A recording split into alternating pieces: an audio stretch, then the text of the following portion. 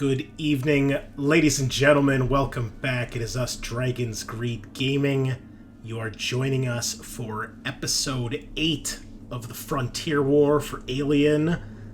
This is Operation Perchance to Dream, Part 4. Hopefully the final part, but we'll see, because our squad's in a bit of a predicament since last time. Anyway, welcome back to the show. Thank you so much for joining us. We are very stoked here in the real world, at least I am, because it is opening weekend for Alien Romulus, and oh boy, is it fucking good.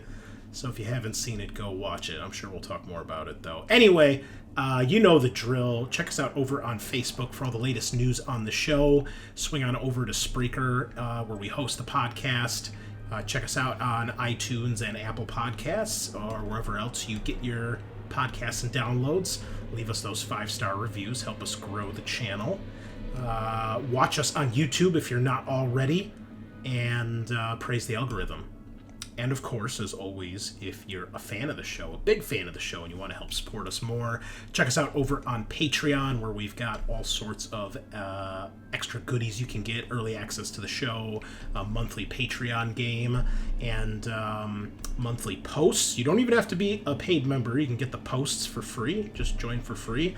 And also, I haven't really told the gang this, although some of them, Scaarr might, since he's actually a Patreon member, he might know.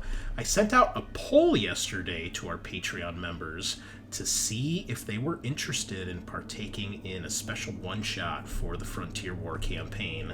And so far, everyone was like, fuck yeah. So we might try to gather some of our Patreon members for a special episode.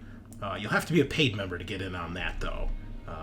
So check it out. We're going to hopefully have more to say soon. And I haven't told the gang, because this was a recent development last night, but it appears one of my collaboration efforts is indeed going to be happening. I won't say who yet, but it is someone that we've worked with before, and I had a good conversation with them last night, and probably going to record something in September for Frontier Wars. So my mad scheme of side missions is finally coming to fruition, and I'm really, really excited about that. So we should have more soon, and who knows when that'll air, but by the time we record, probably sometime in October or November, I imagine it'll air. Anyway, more on that soon. What else? Well, Alien Romulus is out. I've seen it twice as of the recording. I saw it opening night with Kyle. Sean was supposed to be there, but unfortunately he was sick, so I offered his ticket to a bunch of friends who turned out not to be friends because no one took up the offer. So fuck each and every one of you that said no. And instead, I took our office coordinator from work because she's into horror movies. And I was like, hey, I got an extra ticket. You want to join us? She was like, sure. And she enjoyed it. So, yeah. So fuck you guys. All right? And I've managed to get most of the Alien movie swag, minus the Regal Cinema cup and popcorn helmet.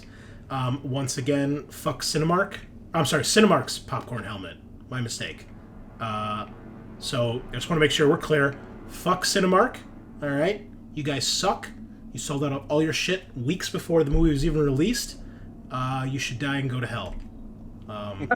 Because you suck. Very passionate tonight, Chris. Lots of passion. Regal, you sold your shit early, but you had stuff in stock when I went to buy it, so you get a pass. Also, your theater was quite impressive. I even brought the Alien bucket to the theater the day of the movie to get it filled with popcorn. It is not a practical popcorn bucket, folks. But it was fucking cool. So that was good. And then I saw it today, Saturday, at AMC, which I managed to get the stuff from them earlier. I was going to try to get more, but they're already sold out, of course. And seeing it a second time, I enjoyed it even more. So definitely high up there. I've seen it's already getting ratings in like the 80s on Rotten Tomatoes. And mid-80s, yeah, maybe low 90s. It's alleged that it might hit 100 million opening weekend. So great success. Great job for Fede Alvarez and all the actors and actresses. It was really fucking good. And there's something in there for everybody. If you've enjoyed really any of the movies, you can see inspiration from all, 6 or 7 films. You can see that Fede Alvarez tried to, give his shout out, so to speak. And I think there's just enough nostalgia in it that's not too in your face for all the other films. A couple reused lines, I was kind of like, I don't know how I feel about that, but overall, really fucking good. Really good. So, check it out if you haven't. So, let me see. Let me just check my notes here. Romulus was good. Fuck Cinemark. Praise to AMC. Yep, AMC, you guys get a gold star because you actually sold shit when the movie was released. And look, you still sold out. How about that? Funny how that works. So yeah, good on you. Also, fuck scalpers. Any of you who have bought Alien Romulus merchandise to put on eBay and sell at a high price, you also need to die and burn in hell. And I hope you choke on a chicken bone. And scalpers also, in general. Yeah. Agreed. Pretty much. However, shout out to a couple people I've seen on various Alien community on the Facebook pages. I've seen a couple heroes who don't wear capes that were offering extra merchandise they managed to get their hands on at cost, just so people who couldn't get their hands on it could. Including our friends down under in Australia, because they got totally fucked and didn't get any Romulus swag at all. So, not sure what you're doing, feeders, because you're leaving money on the floor. But shout out to all those heroes that are part of the community and making the world a better place. We need more people like you in the world, so you guys get a gold star.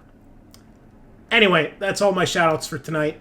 Let's dive in here. We'll do our round table. Tell us who you are, who you're playing, and anything else you want to tell the listeners. We're going to start it off with, I think, our sergeant tonight, Sergeant Schmidt.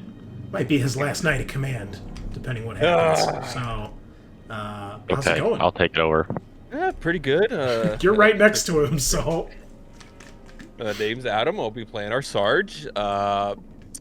Just hoping we get through this penis-shaped tunnel and survive it, Other than that, real talk here, movies, and speak of movies and whatnot, when you talk about that new Real D, technology's come a long way, and I've caught some sickness from across the country from Sean over there. And, so we got that. So if I sound a little raspy, is it COVID, or are you just feeling ill right now? No, it's COVID. Oh, did you test? Yeah, positive. Oh, fuck that noise. God. But I'm like at that tailing end of it, so luckily it's not too bad tonight. Good. Well, I hope you feel better soon. Yeah, man. Sorry. Sorry. Sean, you appear to be healthy once again. Yes. Most of the color that is normally in my face is back. You can't usually tell because it's white, but it's there, okay? I tested today, and I am not COVID positive. I feel pretty great. Occasionally, I still get like a dry cough every now and then, but for the most part, we're Gucci. I will be playing Alexander Cruz, the dedicated marksman who has a crushed foot. So he's just kind of up in one of these tanks that the transport UTP has. Not a tank. Transport. It's got like 2 or 3 guns, so it's close-ish. And really curious to see what happens. Also, you can find me on Fridays streaming with some friends playing Dungeons and Dragons for now at 4play, the number 4, like spelled out, FOURPLAY, and we stream TTRPGs. I'm not even gonna talk shit about the Dungeons and Dragons because they have a great name. They get a pass. Yeah, so I took some cards to Gen Con and I gave one of them to the Eat the Right guy, the writer, and he took a look at it and was like, took like 5 seconds. He's like, "This is a sex joke." I was like, "Yeah, come watch us sometime." And she's like, "Okay." Oh, that's awesome. So yeah, tell pops in, that'd be great. Tell your gang they're welcome here anytime. That is awesome. That is awesome. It's funny because Sean is coming over tomorrow with some of the other gang. We're having our monthly board game day, and Sean was polite enough to acquiesce to a negative COVID test before he came over. And he was even so nice that he sent me a picture of his test, which I've never seen a take-home picture, so I'm like, am I looking at a pregnancy test? What the fuck is this? Like, it's just Yeah, like man, a box with a I blue am not line in it. pregnant. And I'm like, this doesn't help me because I can't read what the instructions say. Like, I can see something that says pink line, but I can't see if that means if you're positive or negative. So for all I know, this means you're positive, right? I don't know if You are listeners the can father. see that. Yeah, it's too blurry. Yeah, but anyway. Wow, okay, first off, that is breaking some serious HIPAA laws, Chris. Uh, You can't share my personal medical information with people. First of all, there is none of your information on here, and The test result, and you're saying whose it is. And second of all, it's my show, and there are no HIPAA laws here. So, yeah. Definitely not true. I'm sure that's Yeah. how it works. It is a federal law, my man, as long as you're living in one of our 50 states. Uh, All right, boys, time to unionize. well, just like I declared my bathtub international waters, I'm declaring my bedroom or my office here international, territory. Oh, okay. Its own city state, its own nation. That's right. Yeah, it's its own sovereign jazz. nation. Cool. So anyway, thank you, Sean. It's very, very man. kind of you. So more people should be considerate like you, just saying. Anyway, Eric, tell us what's going on in ye old Texas. Geez, not too much down here. It's been a pretty uneventful couple weeks. Been over 100 degrees every day. Oh, fun. I'm sure Scaarr's dealing with the same. But yeah, nothing too exciting. Next week, I have my 30K event, Nice. which Chris knows about.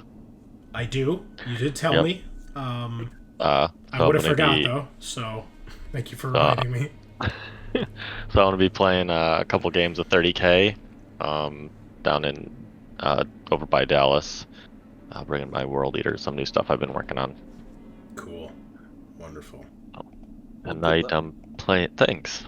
I always shoot for like painting scores because we don't really do like overall like it's not like a tournament. We don't like who has the best win streak or whatever. There's usually other scores that they do for like more narrative stuff. Nice. As it should be. Yeah. And kind of doesn't get as many like power gamers and stuff like that or cheesy lists, so Yeah. it makes it a little bit more fun. That's good. So, tonight I'll be playing Lance Corporal Mike Tagar, the Assault Marine. And yeah, looks like we have quite the adventure on our hands. Yeah. Well, it looks like your gaming time might be, proper here because you might not survive tonight, and then it doesn't matter if you're here or not next week. So that's good planning. I like that. Exactly. Well done. Is that a cat in the background or a dog? Saw a black object scurry across the floor. Behind that thing over your right shoulder. Yeah, it's probably the cat. We have Kitty. both, so Oh, nice. Excellent. All right, that leaves us to our other native Texan out in the wild, Scaarr, who's also in spirit joined me seeing Alien Romulus. How are you? Oh, look at that. I'm Look at that fucking great. sexy face hugger over his shoulder right there.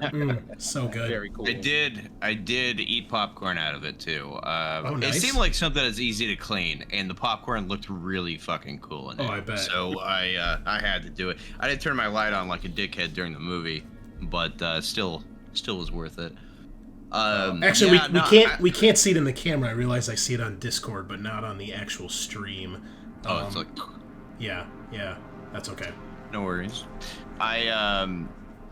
So I've just been geeking out about Alien 2. I'm on my second viewing also. I saw it in Screen X for the first time. I've never seen a movie like that had the multiple projections at Regal.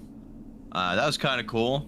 Not even 50% of the movie had the other projections on though, so it was kind of weird. Is that where it's like around you? So it's like 180? Yeah, it's like if you have 3 monitors and you extend your game to like all 3 monitors, so kind of the other sides are like stretched out, and it just immerses you a little bit more. It was pretty cool, and I saw it in standard today again, and I'm trying to figure out how I want to see it Monday. I've never done IMAX, I've never done 4DX, I've never done any of that stuff. So why not start with Alien Romulus, a movie I know I'm gonna fucking enjoy. Yeah, I'm not sure what I've seen it in, because they didn't really have options around here. But I could definitely tell the difference between when I saw it at Regal and AMC. Whatever AMC was doing, it seemed like the movie was a little bit darker. I was having a hard time making out details that I swore when I saw it at Regal were much clearer. So, I'm guessing, I don't know, maybe it was like IMAX versus standard or something. But anyway, it was really good. I can't wait to get it on 4K and watch it at home. But yeah, I'm playing Private First Class Eoin O'Connell tonight, the team rifleman, who just went through a nice stroll in the mountainside with his buddy Private Cruz.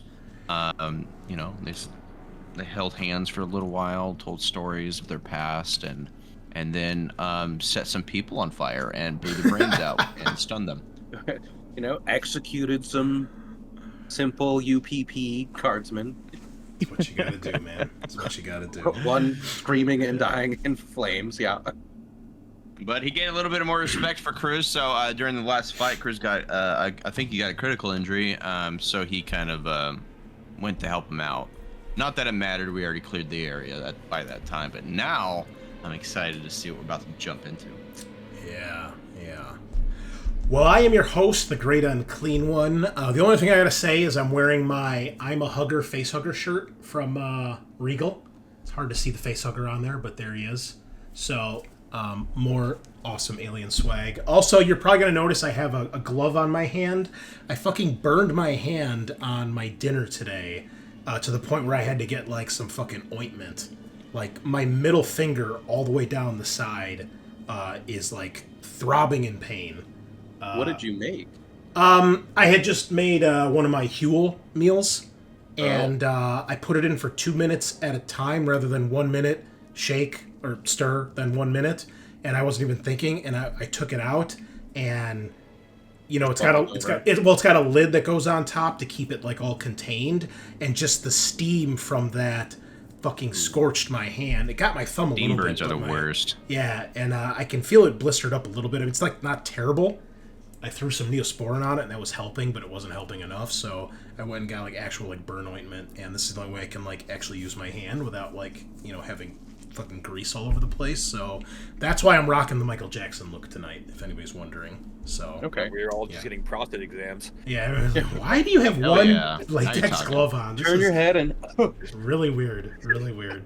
So Say, turn your head and cough. yeah, that's how that works, right? Yeah. It's okay. I'm a doctor. You'll be fine. All right. I got my degree from someplace in California. I swear. From druniversity.com. Yeah. So, last we left, O'Connell had joined Cruz, who had scouted ahead to find the bunker leading up to the UPP base. Together, the two of you managed to sneak up to the bunker. You took out the guards that were inside with your sneak attacks, with your silent sniper rifle and flamethrower. You then you turned off the mines inside and made your way up to the top of the path, where you were able to get into the clearing where you found the barracks and the garage where they store the two ox transports. Tagar and Cruz, you snuck into the garage, and despite getting the drop on one of the soldiers you found inside, Tagar ended up opening fire and giving away your guys' presence with his shooting. Meanwhile, O'Connell and Schmidt had made their way into the barracks, and as you guys entered, it was clear that the alarm had been raised, and as the UPP was scrambling to counter these intruders. Tagar, you joined them while Cruz scouted around the building, making sure there were no other guards or exits, of which he found none. And then a firefight ensued between you guys and the guards in the barracks. Things mostly went smoothly. Cruz was taken out of action by a UPP Vietnamese soldier wearing nothing but a towel and an AK. After the fight concluded, you rushed Cruz into the med bay, patched him up, but his foot was badly wounded, leaving him unable to walk without aid. The overall alarm to the entire base then went off, Silent Hill style, with no sign of the UPP officer, and with Mishka informing you that some of the UPP were headed back to the base from the colony. It seemed time was not on your side. You estimate you probably have about 30 to 40 minutes before the UPP return, depending how fast and how carefully they drive their ox transport back. It was at this point you called Herschel up to the base from the dropship, leaving Weaver and Mishka in the dropship hidden. Herschel did his best Terminator 2 run up the side of the mountain path, made his way to the checkpoint where he turned the landmines back on. While this was happening, Cruz used the remaining ox transport to break open the hidden entrance door to the tunnel that led into the underground base. And then, if I'm not mistaken, you parked the ox in the entranceway to the clearing to block it, correct? Right. Okay. And then after the game, I'd asked you if Herschel could make it so the mines can't be deactivated. Yes, and he has. Nice. And then at this point, Schmidt, O'Connell, and Tagar entered the base. O'Connell ended up using his cutting torch to get into the cargo elevator, which was thankfully on the floor you guys were on at ground level. He cut a heart shape, showing off as he very effectively used his cutting torch. You guys then used the cargo elevator to make your way down to the lower level of the base. Found your way down a long entrance tunnel with a big bulkhead door at the end. Schmidt forced this open with his maintenance jack, while the other two of you took cover on either side of the door.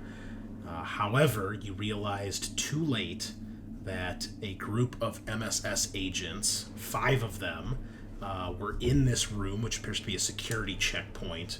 They had taken up defensive positions with AKs, and they were waiting for you. And that is where we will begin tonight. So, I have a few questions before we start. First of all, where are Cruz and Herschel? Because I don't recall what you guys were doing. We're in the ox on the guns, waiting for someone to turn the vent, and we'll just, start blasting. Okay. Now, just so you're aware, because I realize that I don't know if I've been really doing this correctly in Alien games. Normally, an android cannot harm another human. So, he won't be able to just go Rambo and mow down guys. But, being an android, he can still use the gun to try to distract them or scare them, or maybe shoot a guy in the leg sort of thing. It's not super clear in the Alien franchise. They kind of pointed out in Romulus a bit, which is kind of why it's fresh in my mind, whether or not they can harm people or not. And obviously we've seen examples in the films where that's not true, but there's usually some sort of interference or other influence. So Herschel being like a UA wouldn't be able to hurt humans even if they're on opposing sides? No, but I think he would have his... You guys would probably know if you hadn't asked him. I mean, this kind of got brought up in the first... When you guys got to the colony, where he kind of said, one of his prime directives is to make sure that you guys are safe. But to what extent that goes, you're not exactly sure. So he probably can't try to use lethal force to protect you guys, but he can still try to knock a guy out or something like that, but he can't go snapping necks or Rambo his way down, with a whole fucking machine gun and mow down a platoon. So, but covering fire, distracting and suppressing fire. Plus he's technically a crew chief of a dropship, so he's not really a soldier. Right. Not that he's necessarily bad at it, but that's not his specialty. So he's not a combat synth. So, so the two of you are topside in the ox, on the guns, waiting if anyone should show up. Okay. Meanwhile, down in the base, the door has been forced open, and you see there's an octagonal-shaped room in front of you. You can see there's other doors. It looks like probably 6 or 7, basically one on each of these walls of this octagon shape that lead out of this room to other parts of the base. And in the middle, you can see there is a security booth. So it's a booth in the center of the room with 4 walls, glass panels, goes up to the ceiling, and you can see inside there's at least 2 to 4 chairs. Kind of like a booth you'd see like at the expressway, like on the tollway, except obviously much bigger for multiple people to be in. You can see currently there are 2 MSS agents in there taking cover, and then there are 3 others in here. One taking cover behind the little guard hut in the middle, and the other 2 are on either side of the room taking cover behind various walls, equipment, stacks of crates, boxes, what have you. But they're all in cover. They've all got their guns pointed at you, and they were all waiting. So, but you guys were using the motion tracker. You guys did know there are people down here, and you guys know it's a combat situation. So they're not going to get a surprise round, but they start to open fire. So we're just going to jump right into combat here, because they're not asking.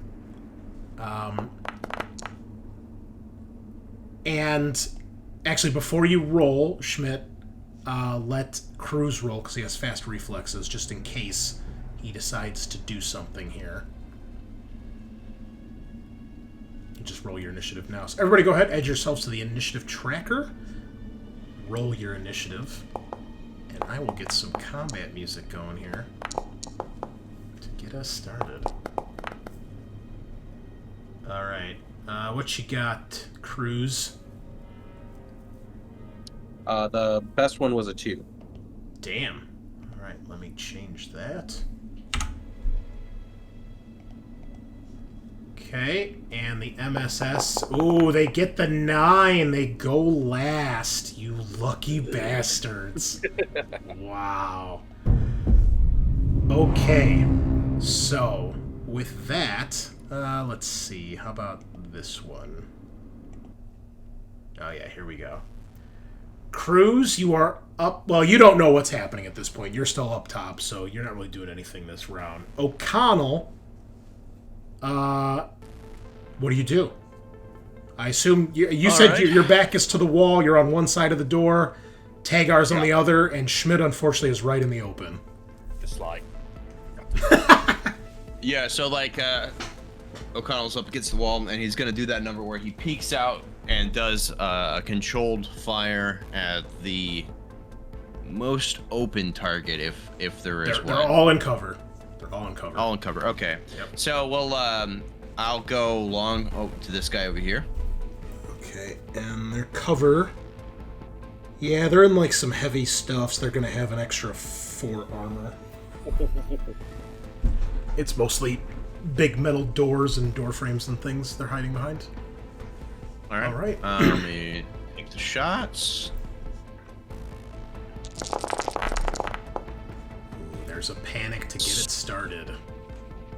And I'm sorry, which one were you shooting? This guy over here. Gotcha. Okay.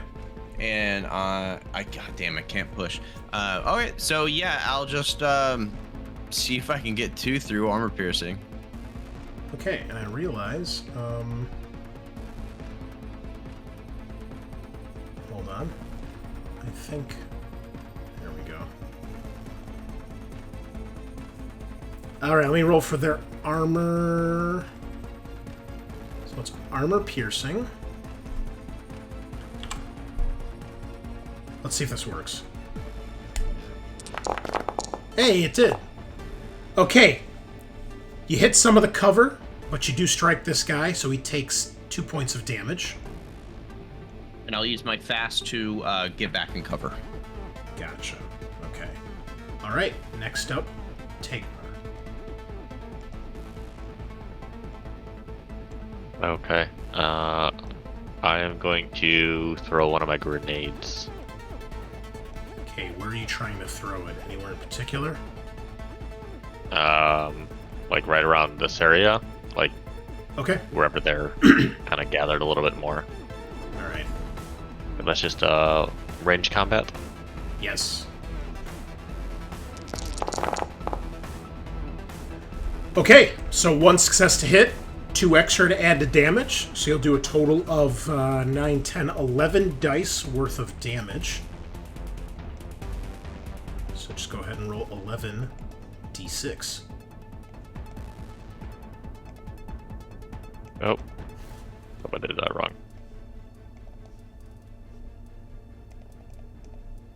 Oops. That's a lot of dice. Okay, any 6s?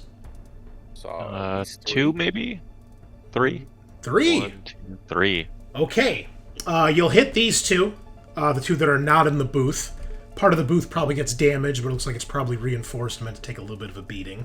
It's not explosion-proof, but it's still bulletproof. So that's going to be 3 damage each.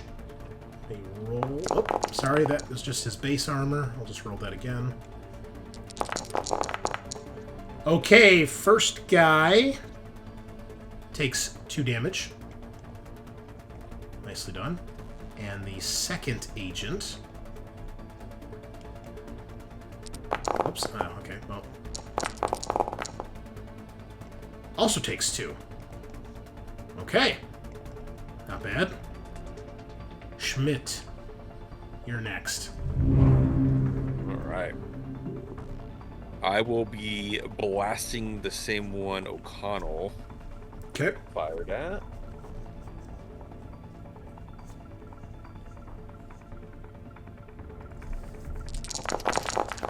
Oof. That's a big old nothing. He pushes and gets 1 success. Okay. Let me roll for his armor. Let's see if we do this right now. Oh, he fails completely. That is going to drop this guy. As you spray, and he collapses behind that that wall, that kind of corner that he's been hiding around. All right. Of course, the guy that I killed is the one that's on the initiative track. Then I'll use my fast action to seek cover also on the left side of the door as much as possible. There's not enough room. It's only big enough for 1 person on each side. All right, now I'm gonna just sit there and take it for the team then. Jesus. Is there anything else you want to use your fast action for before you get lit up? Let's see. Well, Tagar's got like a fucking big I was gonna riot say, shield, right? So I'm I'll gonna save you blocking. I'm gonna push Schmidt to the side and put the shield in the doorway. Okay. Get out of the way. All right. Well, the remaining 4 agents are not fucking around. They've, unfortunately, they had time to go to the armory. That's why they all have AKs now. So, nice job raising the alarm. And they are going to open fire.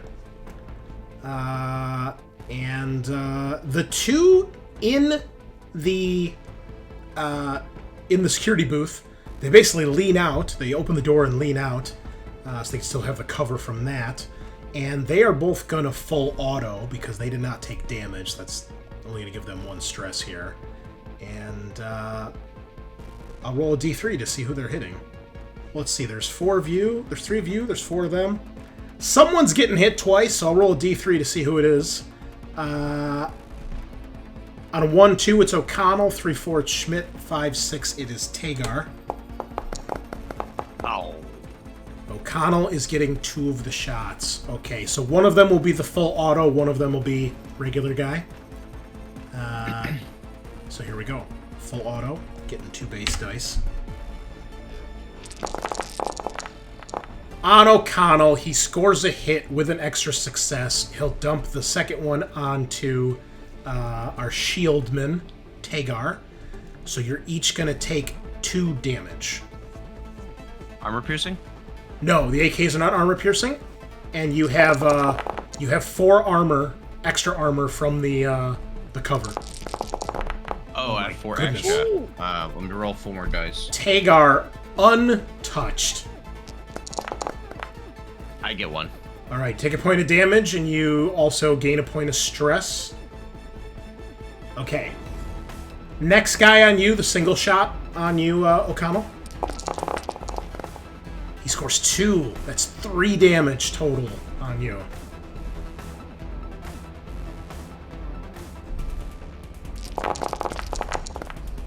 Come on. Oh, 2 more damage. Good thing you got that tough talent.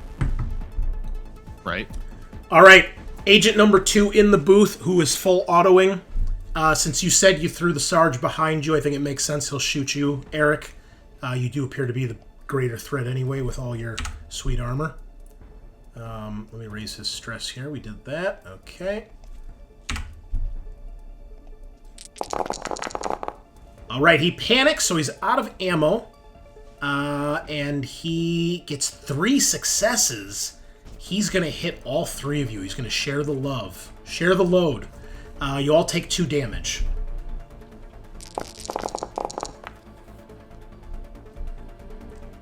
And Tagar just doesn't care.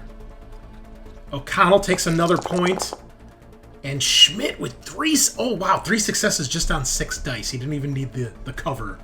It's untouchable. Oh, I forgot about the cover completely. Yeah, you're good. Okay. And last MSS agent will try to nick the sergeant with a straight shot. Nothing. He will push. And he panics and gets nervous twitch, so all the MSS agent's stress goes up by 1. 2... Oh, did it actually raise everybody? It raised some of them. That's weird. It didn't raise any of your guys' stress, did it? No. Okay. How do I... There we go. Okay. That is that. Cruz, you probably at least hear over the comms the sounds of shouting, gunfire, and general panic and confusion as your squad is getting lit up. Great. You probably hear the most screams coming from O'Connell, Okay. since he was pierced by the most bullets. Yeah, I was quite peppered. Yes. quite peppered. I will turn to Herschel. Are you capable of patching up wounds if I give you a med kit? Of course. Maybe you want to run down there and help them out. No. Understood. He grabs the med kit, throws the door open, jumps out, lands heavily but perfectly, and just starts doing the android run towards the entrance. And he is fast. He's super fast. That's great. I'll close the door, and can I make it so, lock the door from the inside, obviously? Oh yeah, absolutely. Yeah. Great. Don't want anyone sneaking in. All right. O'Connell, you're up.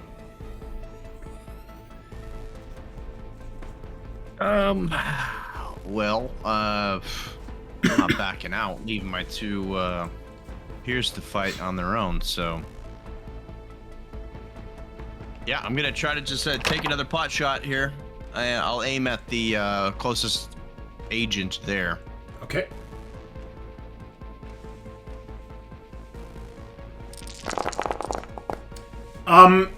You had panicked last turn, so you have to reload. Didn't you? No, I was calm. But you still Panic's panic, still up. so you still burn through your ammo when you panic. Even when you keep it together? Yep, even when you keep it together. You have another weapon? I have a sidearm, but I would rather reload. You can reload instead. Yeah, so I'll stay in cover and reload, and I'll save my fast. All right. Tagar.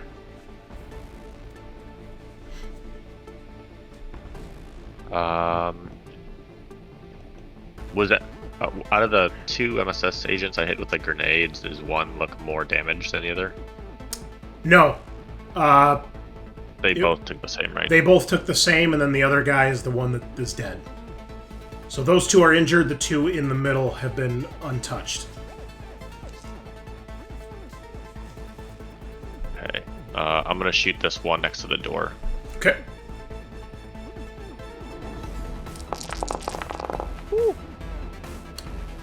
Okay, you panic, but you've got 3 successes. Not bad. And that's not armor piercing, correct? Let me double check. Do you have the M4A pistol? Yes. Okay, that's not armor piercing. No. Unfortunately, it's not enough for Mr. MSS Agent. A couple of the shots hit the cover around him, but you hit him in the chest, and then you hit him again in the throat, and you see him grasp his neck and then collapse to the ground in a pool of blood. He dead. Or as Will says, since he's Russian, he goes, "Bliat!" and then dies. Schmidt, you're up. 3 MSS agents remain. 1 wounded, 2 in the security booth, untouched. I'm gonna go ahead and aim at the other wounded one. Okay.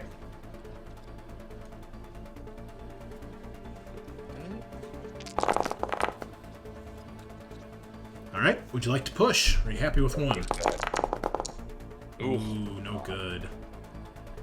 Okay, well, you hit him for 2 damage. Is it enough? We shall see. Whoa, 3 successes. No, he cares not, sir. As a matter of fact, he's going to return the favor. He's going to aim. Oh, wait, which one panicked? You need to go back to the range, Sarge. Yeah. When's your last prequel? I believe 2 of them panicked. Been a Hold few on. years. A few years. Okay, so one of the guys in the booth panicked, so he's reloading. This guy here. And the other one that panicked was the last guy, which is the one that you killed. This one here on the left. So this guy that you just shot, he's going to return the favor, and he's going to aim at you, Sergeant. Where's his gun? Shoot the gun. Okay, 2 successes. Oh wait, I need an extra. Wow, 2 so far. 4 more. Let's see. Come on, you can do it. Thanks for rolling your armor fast enough where I didn't get a chance to say if I was going to push the roll or not. Nicely done. However, it's not enough. You take a point of damage and you gain a point of... This is your first point of damage in this combat, right? Yep. Okay, so you gain a point of stress. But you're still looking pretty good. Other guy's reloading, and then the last guy inside... I think he's still going to full auto again. Because he's feeling pretty confident in his security booth of wonder. He will shoot Tagar, since Tagar's in the middle. 1 success. Should he push it? I think he will. Panic. Pays off. 3 successes. I think he's going to spread the love again, all 3 of you. Take 2 damage.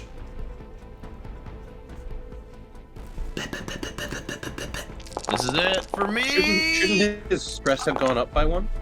Oh, thank It God. did. It was 2, now it's 3. I added the stress before I rolled it. Oh, okay. O'Connell lives. Tagar lives. Oh my god, a hat trick. Everybody gets 2 successes. Incredible. Well done. Well done. Okay. Back to the top. Cruz, you're just chilling, right? Just chilling. Okay. Herschel's on his way. We'll assume he gets to the elevator this round, but he's got to wait for it to get to the surface. So you guys would probably see and hear behind you the elevator start to go up to the top floor. I would let them know that I'm sending Herschel down with a med kit. Thank Alright. you. Gun down. Yeah, I O'Connell. realized that I could have probably used my incendiary unit because I use different ammo. But thought about it too late. I will now that I'm reloaded. Incendiary units in this game don't do like cone damage or anything like that, unfortunately, right? No, not particularly. Not that I know of. Okay. I'm gonna stick with the armor piercing then. I'll pop out, shoot the one that I was aiming at before.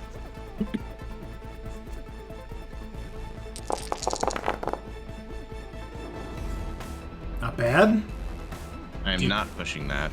Okay. Well, which one are you hitting? The guy that's not in the booth? Up. Oh, this guy. Right here. Okay. All right. There's somebody out of cover. No, they're all in cover. It's just these guys are in the booth, so they're a little bit better off.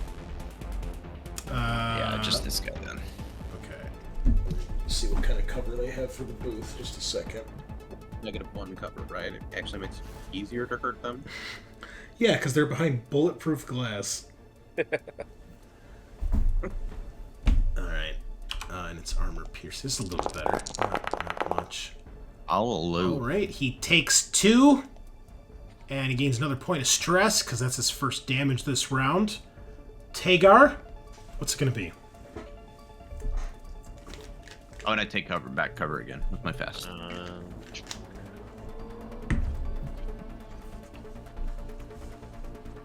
I guess I'm gonna reload. Alright. You want to use your fast action for anything?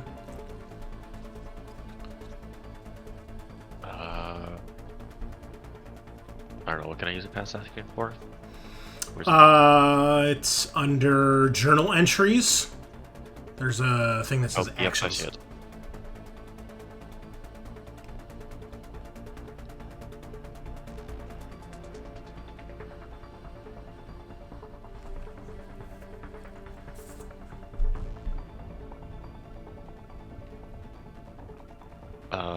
Yeah, I guess not. Not really. Alright.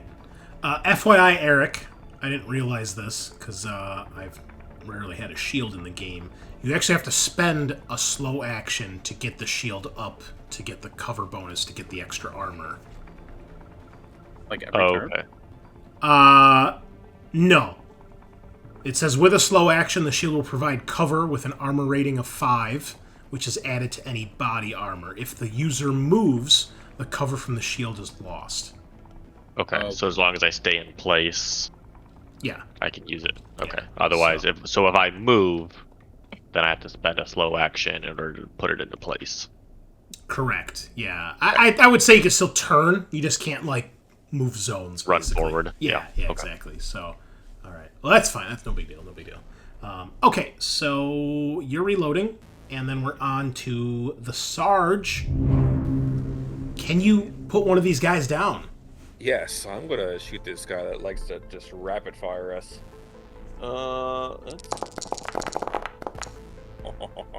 One success. Dice are not on our side tonight.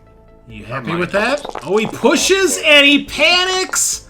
Oh, big 6. That's a dropped item. Your stress goes up by 1. You drop the gun. You empty the gun, but you do hit with 2 successes. 3 damage. Probably gonna put this guy down. Unless he gets one of your ball or armor rolls. He does not. He is dead. Thank God. Falling from the booth. 2 MSH agents remain.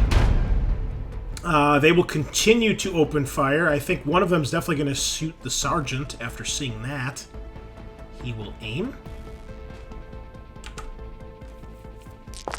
Now that he's done reloading. Nice. Oh, garbage roll. Nervous twitch. No successes. And the other guy, I guess he'll aim as well. He's going to aim at Eric's character, Mr. Tagar. Oh, double panics! Wow, you lucky motherfuckers. These dice are on our side. All right. We'll just jump to O'Connell. Herschel All right. is in the elevator, heading down at this point. All right. O'Connell's gonna say, he's gonna see the help's on the way, and he's gonna frown and say, "Fuck these MSS bastards," and he's gonna rush in.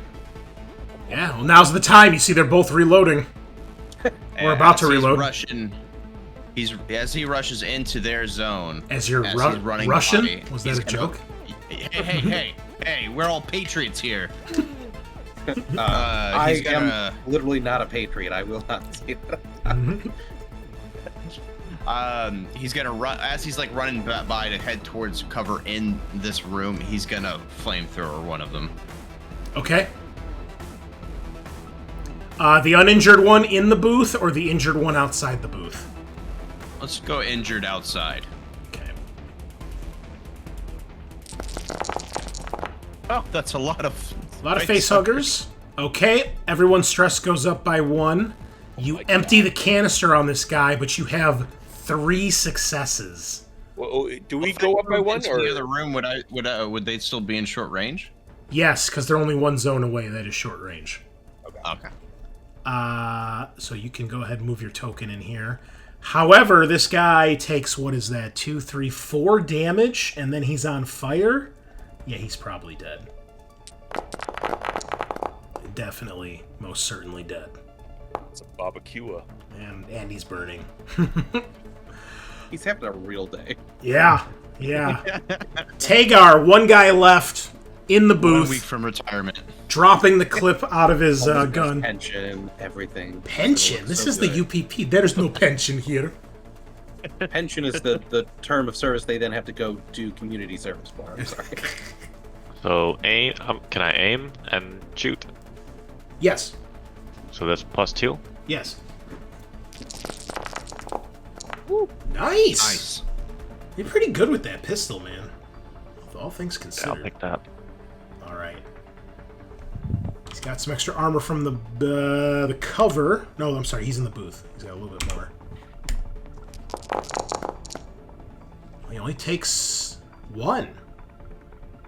That is his first point of damage. This guy's rolling with 5 stress now. Schmidt. Blast him. I'm gonna also aim. Can you bring him down before he full autos again? Yeah. Kill us all in one go. He's trying, man. He's trying for the hat trick. Oh no, you freeze. Oh wait, hold on. I'm sorry. I forgot I dropped my gun, so I gotta spend a thing to get it up. It's a fast action to pick up, right? Right, but then I can't shoot, right? You can still shoot, you just Yeah. can't aim. Oh, Yeah. okay. Because it's a slow action to shoot, it's a fast action. But he would have needed to reload also, no? Yeah. Oh yeah, you're right. Okay, so go back. We'll delete this. Take the panic off your character sheet. Okay. All right, redo. What do you want to do? Gun's on the floor and it's empty. Just picking up my gun and reloading. Okay, that's fine. All right, well, that'll give MSS Agent 1 more glorious turn for the motherland. And he's going to full auto, and he's going to aim. Oh. He's at -2 agility because of his panic right now, so he needs it. I'm in danger. So he gets, I'm in danger. Here we go, 6 stress. Love it. Let's see. Drops his item, but he does still hit with 2 successes. I think this time he's going to just dump all the damage on Tagar because he's sick of his bullshit. And he wants to actually do damage. So take 3 damage. Ooh! Oh shit. All 3 bullets strike you multiple times. You take a point of stress as well. That's the first damage you took, right? Yeah. Alright, it's +1 stress. Okay, MSS Agent's not going down without a fight. O'Connell. What do you do? I see him just You're in the room now. blast You can actually my move it. Lance Corporal. Oh, yeah, he does. And I'm like, this guy's gotta go. This guy's gotta go. What I would like to do, we'll see how this pans out, but what he's gonna do is he's running, he beelines it and sees he drops his weapon. And as the MSS Agent's trying to pick up his weapon that he dropped, O'Connell's gonna put his foot on it and flamethrower him in the face. You're out of ammo. Remember? You panicked. I'm gonna shoot him in the face. Did you reloaded the gun, right? And you... Oh my Yeah, god. earlier. shit. What is that? 2, 4, 6, 7 successes. How does he die? I'm not even gonna roll armor. How does he die? It's just full auto into his skull, and to the point where he's not recognizable. All this, he's had a lot of tension from that, killing a civilian, and he just decompresses into this guy's face, and he screams as he does it. Oh my god. Glorious. Glorious. That's freedom right there, folks. That's freedom in action. Needless to say, the MSS troops are dead, and you have secured the room. Holy shit. Man, you guys had some lucky rolls there. I'm gonna fondle my crystal. Yeah, it's probably a good idea. Fondle? Dude, he's always messing with that thing. He's I'm a always weirdo. fondling my These- crystal. Yeah. These fucking crystal people. O'Connor's got to kind of collapse because he's got holes in him right now, and he's gonna fondle his rabbit foot. We're fondling together, Sergeant. So, Yeah. Wow. so while they're fondling, I'm gonna take the nap relief I didn't take earlier. Okay. Stress goes down to 0. And by this point, as you guys are securing the room and everything, Herschel is going to join you as soon as I find his token. Oh yeah, we all got one, didn't we? Oh, yeah. No, I think we only got 2 napper leaves. I think there was 3. That was 3 total. Okay. I remember we rolled a D3. Use one. Yeah. I took one, but I took one with me, but I didn't take it yet. Yeah, I think you 3 had it because I still had 1 stress.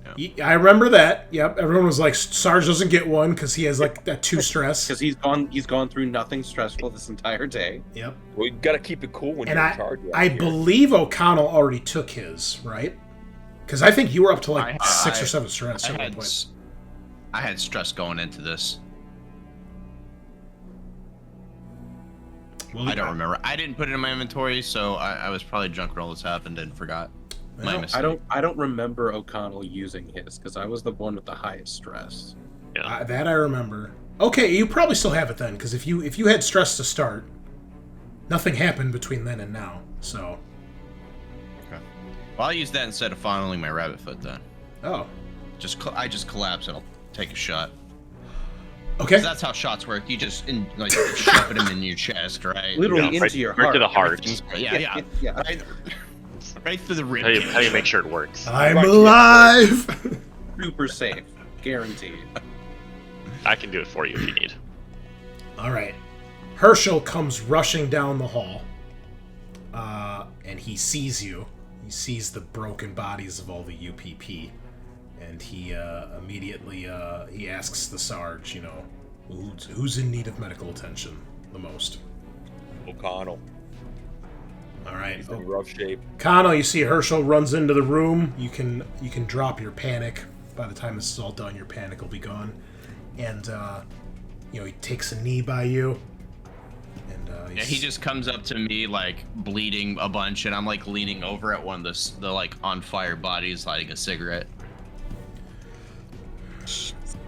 Seems you've done your work today, Private First Class. Please hold still. And he is going to attempt some medical aid. He's not great at it, but he does get a +2 bonus. Does he have a kit? He does. Okay. I think it's plus. Yeah, that's a +2. Hey. Look at that. You get 2 health back as he patches you up. He's like, I'm sorry I can't do more, but you've suffered several gunshot wounds. He manages to get one of the bullets out. Don't worry about it, Herschel. Thank you. Of course. And he stands up and looks to you, Schmidt. Anything else that I can do while I'm here, Sergeant? Yeah, I got an extra med kit if you can help me out. Sure. There you go. All right. He will try the same thing.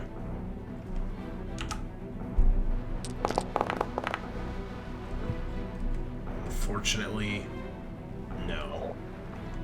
I have 3 more med kits if you can keep trying. Is someone better at that than Herschel? You actually can't remember in this game. If you fail a roll, you can't attempt the same thing twice unless the situation changes. Oh, okay. Can a different person try it, or? I'd say yeah, sure. Hey, Sarge, do you want to give this a shot? It's only gonna hurt a little bit. Apologies, worse. Lance Corporal. This is not my specialty. Less than this. Less than getting shot, probably. All right. Let's...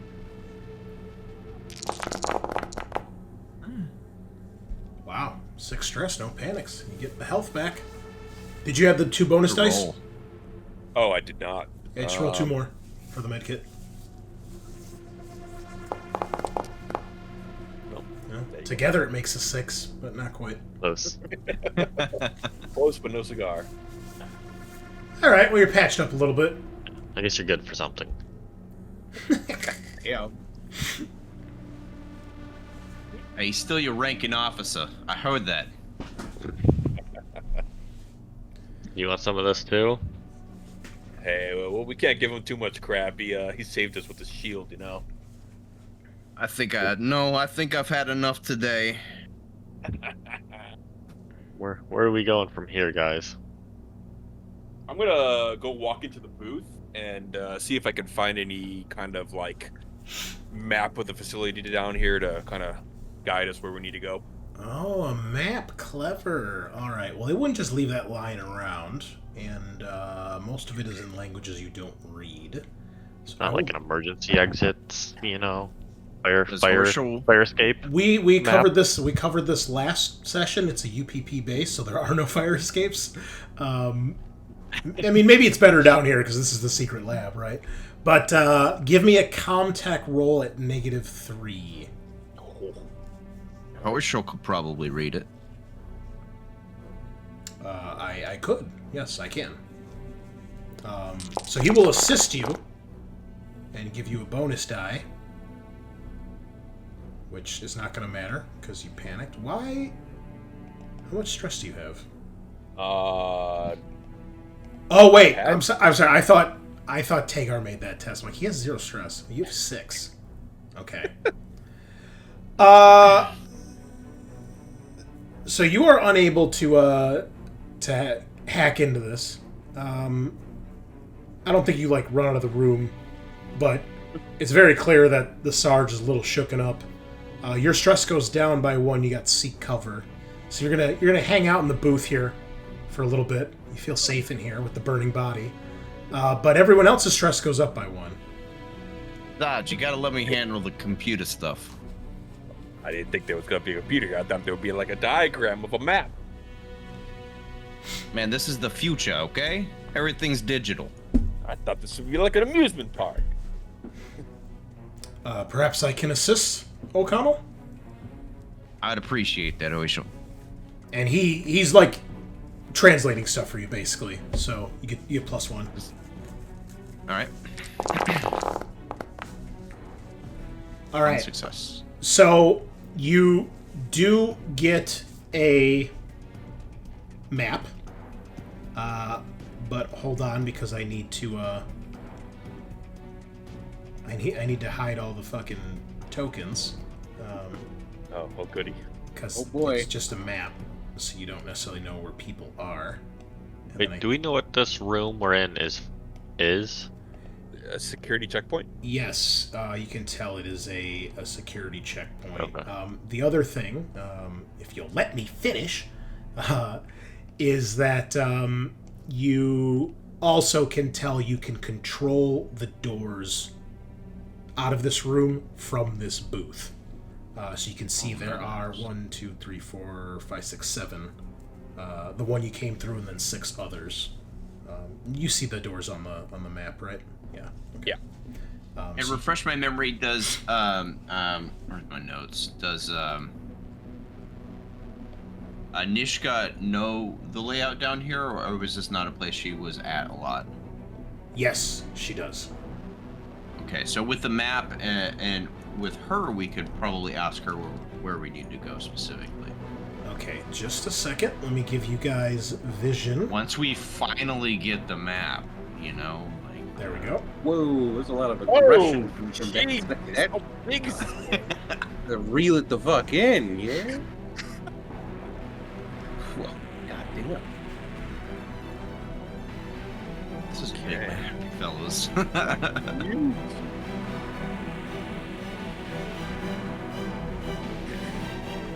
All right, Mishka, we got a layout of the lab down here. Everything looks like it's categorized by letters. Which way should we go? The letters are just for my sake. They're not actually on the map. Well, I suppose that depends exactly what you're looking for. I assume you're in the security checkpoint? Yeah. Well, there are two main labs on the north side of the base. She's not saying letters, but I'll say letters just for your guys' sake. D and E. Those are the sleeper labs. And then Lab F is a containment lab, as is Lab K. And H is the surveillance room. It has cameras to every room in the facility. C is the crew quarters. G is the med bay. M is the comms room. I is the rec room. The N's are storage rooms. J... I have to actually look here. I don't recall. I think J is maintenance and L is the reactor, I believe. Said M is comms? Yes. Okay. Yeah, we're here to extract just like the data of what they're doing here, right? I it's been a while. So yeah, L is the reactor room and J is the maintenance bay. Is that right, fellas?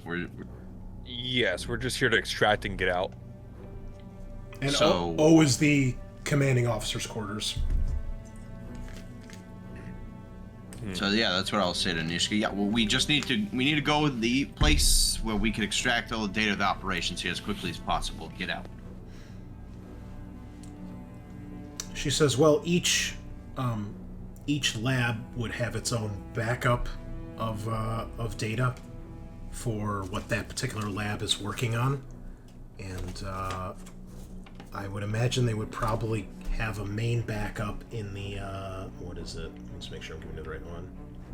Okay, I'm sorry.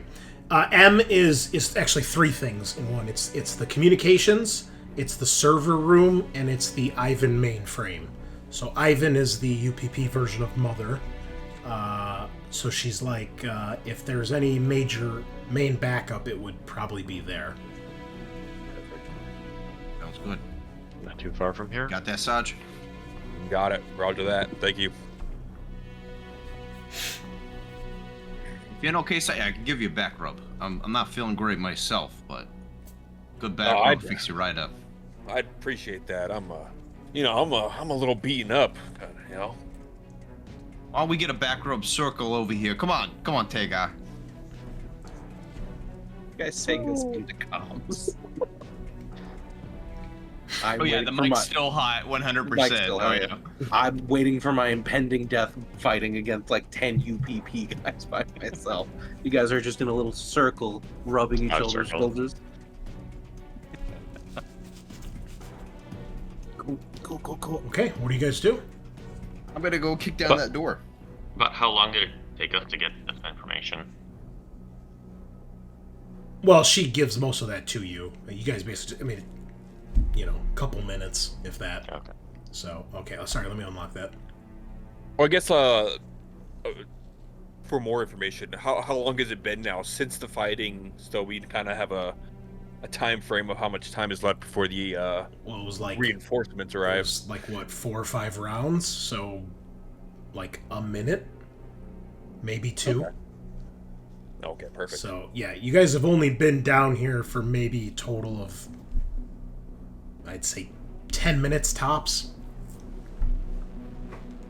Okay. So we'll say it probably took a good 5-10 minutes to break down the door and get down here. So maybe you're at about 20 minutes since the UPP were called back. And we can unlock all the doors from this room. Yep. You can unlock the doors in this room from this room. So just a circle. Mishka explains that basically the only way in and out of the base is through this room. So by controlling those main doors, you basically can block off different sections of the base. And then each room has its own controls as well. Maybe Fortress just stay back and make sure everything's still locked down. Keep people from coming up behind us from here. Let me get rid of these guys here. I can do that, no problem. I can remain in here if you'd like. Isn't there a security camera room? That's H. Yeah, H. That's the surveillance room. I mean, if we can take over that room, we can leave Herschel in there to kind of keep an eye on things. But is it worth the Not a bad risk? idea. So O'Connell, since you did open the door, what you do see is there's a long hallway. Obviously, you can see on the map. It's at the T intersection, and you can see there's a door at the end of the hall. There's also a door on your left that leads to the officers' quarters, and there's a door on the right about halfway through the hallway at the T intersection that leads to the northern lab. Okay, I'll hold Overwatch there while my COs here figure out what they want to do. Okay. So we can attempt M first, see if we can get in. We don't know if that door's locked. Because if it's easy as that. Yeah, we could definitely try that. I'm just worried about us going into another room full of guys in the security camera room and getting blasted again. How many can there be? Mishka said there was just one unit of them, wasn't there? Yeah, but She says there's a total of 24 MSS agents in its entirety assigned to the base. Alright, so we're getting closer to 0. And 3 outside? there were several at the colony. So you guys had estimated that maybe half to 2/3 were at the colony. okay, so minimum there might be at least 12 here. Alright, then we just cut down half of them. Yeah, Plus that the almost got you killed. Plus the one in the garage and the other in the barracks. That was not an MSS agent. That was a UPP soldier. Yeah, this is the first MSS I think we encountered here. Yep. You saw one MSS agent at the landing pad when you guys first arrived. And you know, according to Lieutenant Hank Morgan, that there was a squad of UPP troops being led by an MSS agent going through the colony, and then he said there's a bunch of other MSS agents that have stationed up in various points in the colony, but he wasn't sure how many. So maximum, it sounds like there's probably 12 MSS agents down here, assuming half of them went to the colony. But more may have gone to the colony, you don't have an exact count. Okay. Later, I guess. All right, I'll move up and we'll try this door first, see if it opens. We don't need that door. Oh yeah, but I don't want to get snuck up on. Come on, soldier. You try the door? Locked. It is locked. When we take a crack at it, Saj? No, we can just keep going.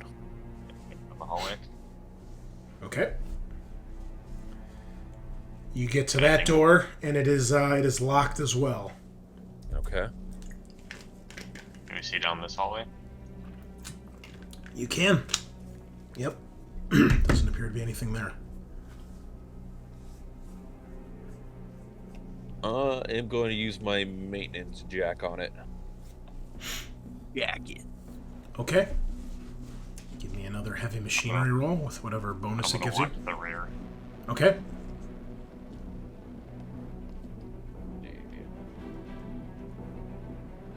So, heavy machinery, and then I still have my +1 from earlier that I saved. Okay. So, 2. Oh my Oh, man. How did you do that? Big donut. Big donut. Statistically, you should almost get 3, right? Damn, What? son. Right. 0 ones and 0 sixes. That's commendable. Jesus. Oh man. Do you want to try your cutting torch, O'Connell? Oh, I guess he stepped away. He stepped away. Right when we need him. Yeah, so this door does not appear to be opening. It's definitely locked down, it looks like. Alright, sorry. Sarge failed to open the door with his maintenance jack. With 10 dice. Sweet. So I've got a yeah, I'll try to cut it open. Okay. Do I have a banked heavy machinery already? Do I still need to roll the power for it though, right? Yes. Where's And I believe the banked one just gives you an extra success, but you still have to roll. Okay. Fair enough. Although I don't think it... Well, you have 1 stress. I was going to say it probably won't matter, but since you do have a point of stress, you do need to actually roll. Why is nothing happening when I click on it? Did we have this problem last time? Well, there's my power test. I'll just do heavy machinery. Yeah, Bonuses. you do heavy machinery, and it should give you the bonus if it's on the item, but if not, just roll the extra dice after the fact.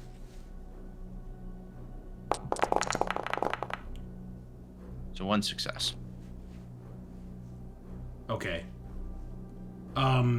Is that with the bonus? Do I get a I'm just saying 1 success for my banked success. Well, I know, from, but the cutting torch gives you 2 bonus dice. Oh, fair. Oh, okay. No, that's not with the bonus. Okay, Okay. 2 5s. close. Okay. All right, so O'Connell, you start to slowly cut your way through this door.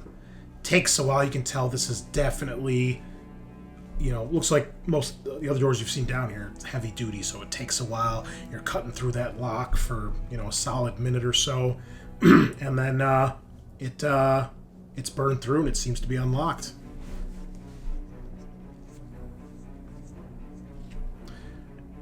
All right. Kicks it. He just gives it a kick open while it's kind of still stuck and goes through. Okay. You don't kick it open because it's a heavy, sci-fi door that doesn't work that way. It's not on hinges. But I thought I cut a hole in it. Oh. Oh no! I'm thinking like you're just cutting the lock. If you try to cut a hole in this thing, you'll be here all day. Oh shit, man. You, Okay, fair enough. cut out an O'Connell-shaped hole. No, that's gonna take way too long. So you cut open the lock. Inside, you see basically like a big computer server room. Half the room has these big, tall computer servers that you can tell are for the Ivan mainframe. And then there's also, on the other side of the room, there's a small station, which you can tell is a communications hub. You can see there's a couple panels on there. You can see a microphone to speak into, obviously a radio or transmitter of some sort. And there are 2 people in this room when you open it. One of them is an MSS agent who is currently standing near the comm station. The other one is an older-looking man that is wearing an officer's uniform. He is mostly bald. You can tell graying, a little bit of a goatee, graying facial hair. He's got kind of grayish blue eyes. Looks like he's probably in his 50s or 60s. Little pudgy, a little overweight, but a big guy. I'll share his art with you. This is the officer you see. And they are waiting, and they are armed, and they open fire. He's upset. Yeah, you broke into his base. Of course he's upset. So, It happens. we're gonna need some more initiatives here. And then I think we'll take our break before we roll here, because it's at our halfway point. So I will roll... Let's get this guy, and get this guy.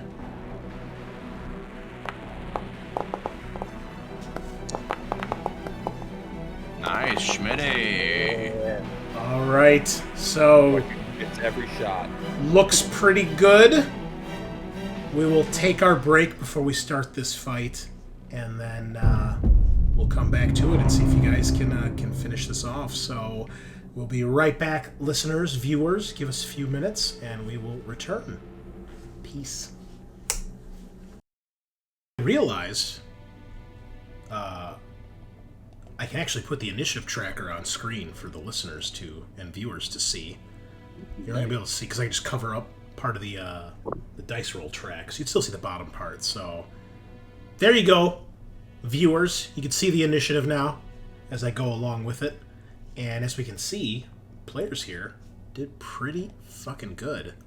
So let me get some more combat music. We'll switch it up to this one, and we'll start it off. Initiative 2 is going to be Sergeant Schmidt. Now, actually, hold on. 2 things I forgot.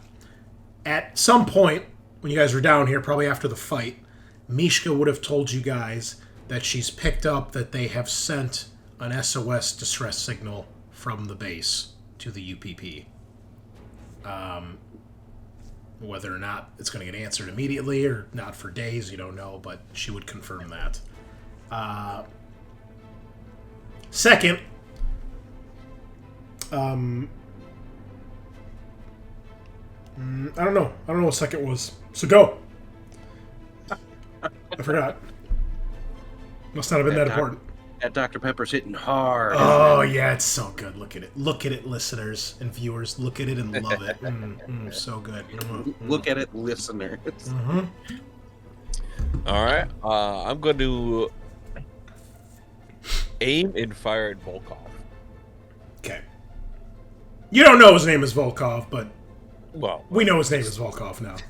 I mean, just But so we you can know, tell it's he- not the other MSS. you never Tell no he's an one- officer. Oh yeah, he's wearing an officer's uniform. He's dressed differently than from everyone else you've seen. He's certainly the oldest person you've seen so far. I don't suppose any of us have command or manipulate. And he shouts to you in a thick Russian accent, die UPP dog or UAA dogs. And that apparently freaks Sergeant Schmidt the fuck out, who screams in panic. Your stress once again goes down by 1, but everyone else has to make a panic roll. You should have taken that back rub, man. And you unload your gun, hitting some of the server modules in the process. Oh my god.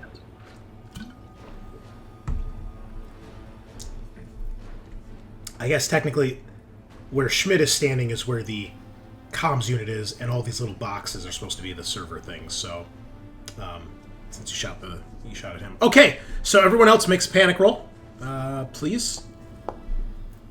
You don't have to worry about this, Sean. I'll assume you turned your mic off, or it doesn't really matter. Yeah, screaming like, okay, I get it. Yikes. Yeah. I'm a little bit more worried about the guys coming up the mountain. Okay, well, you guys keep it together, and that is that. Tagar, can you do something useful, please? Chill. When I'm looking at my... Is he, behind anything? Or can I, charge him okay? Oh, you can get to him for sure. It's not that big of a room, but he is behind stuff. But yeah, you can get to him. Okay, so I'm gonna charge the officer. What time of day is it? I think it was midday. Midday? I think you got... No, because you guys waited for cover of darkness to take off. Yeah. You guys left at night, I remember, when you smuggled Mishka out. Right. Okay. And if not, now that's canon. So it's nighttime. Okay. I'm gonna make sure to give the proper greeting of the day to the officer. Say, good evening, sir, and stab him with my knife. At least someone cares about the chain of command. Thank you. Thank you, UAA soldier. Respectfully die. Okay. Well, he also pulls out a knife and attempts to block you in a sick knife fight. Okay. We're chill. Hell yeah. Okay, let me make an opposed roll here. Daddy, chill. Nice. Ooh. He's gonna push that. Sir. Oh, I'm sorry, old man. Shank. Sir. Okay. Hold on, Who let I have armor Who let to you out roll. of bed this morning? Myself, thank you. Ooh. Oh, you fuck. PP armor strong. 3 successes. He blocks all 3 damage, and he gives you a look like you fucked up. You realize that, right? Damn, O'Connell. Can you do something to help? Pressure's on. I'm gonna aim and shoot the MSS agent. See, I trust Tagar with his close combat skills to take him out. Okay. The Sarge, that is, or the commanding officer. Anyway, fire away. +2. I mean, they are both higher rank than you, so they are technically your commanding officer, right? I'm not sure that's how that works. Nice shot. All damage. Not Actually, let's take it up a notch. Oh. All damage. What is that, 5 damage? Yeah. Do I even bother rolling for this poor bastard? He's got 4 armor normally. It's armor piercings. That's 2 dice. Okay. So we've got one of those excellent scenes, just the body twitching as he just gets sprayed against the wall. Blood all over the communications terminal. It looks like he was raising a pistol, but he doesn't have a chance to shoot it. It's unfortunate because his initiative was next. Alright. Well, Commandant Yuri Volkov, with his knife in one hand and his sweet-looking officer's pistol in the other, is going to try to stab Tagar. He gets another action if he blocked me? Yeah, it's a fast action to block. Okay. You think you're going to get away fighting the commander without at least taking 1 attack? Come on. Kind of hoping.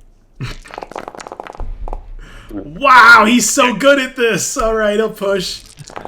He does look old. He panics, and he scores no hits. He's really good at this. Nice. -2. So he goes to stab you, and you basically duck out of the way, and he stabs like one of the computer terminals, and you see a bunch of sparks fly out. You. I feel like he's doing this on purpose now. He was aiming for the computer the whole time. All right, Schmidt. Did you forget your glasses this morning? The cataracts, All right, actually. well, I don't got a slow action, so I'm just gonna. That is pull out very rude. My pistol. It's know, very that's it. rude. All right.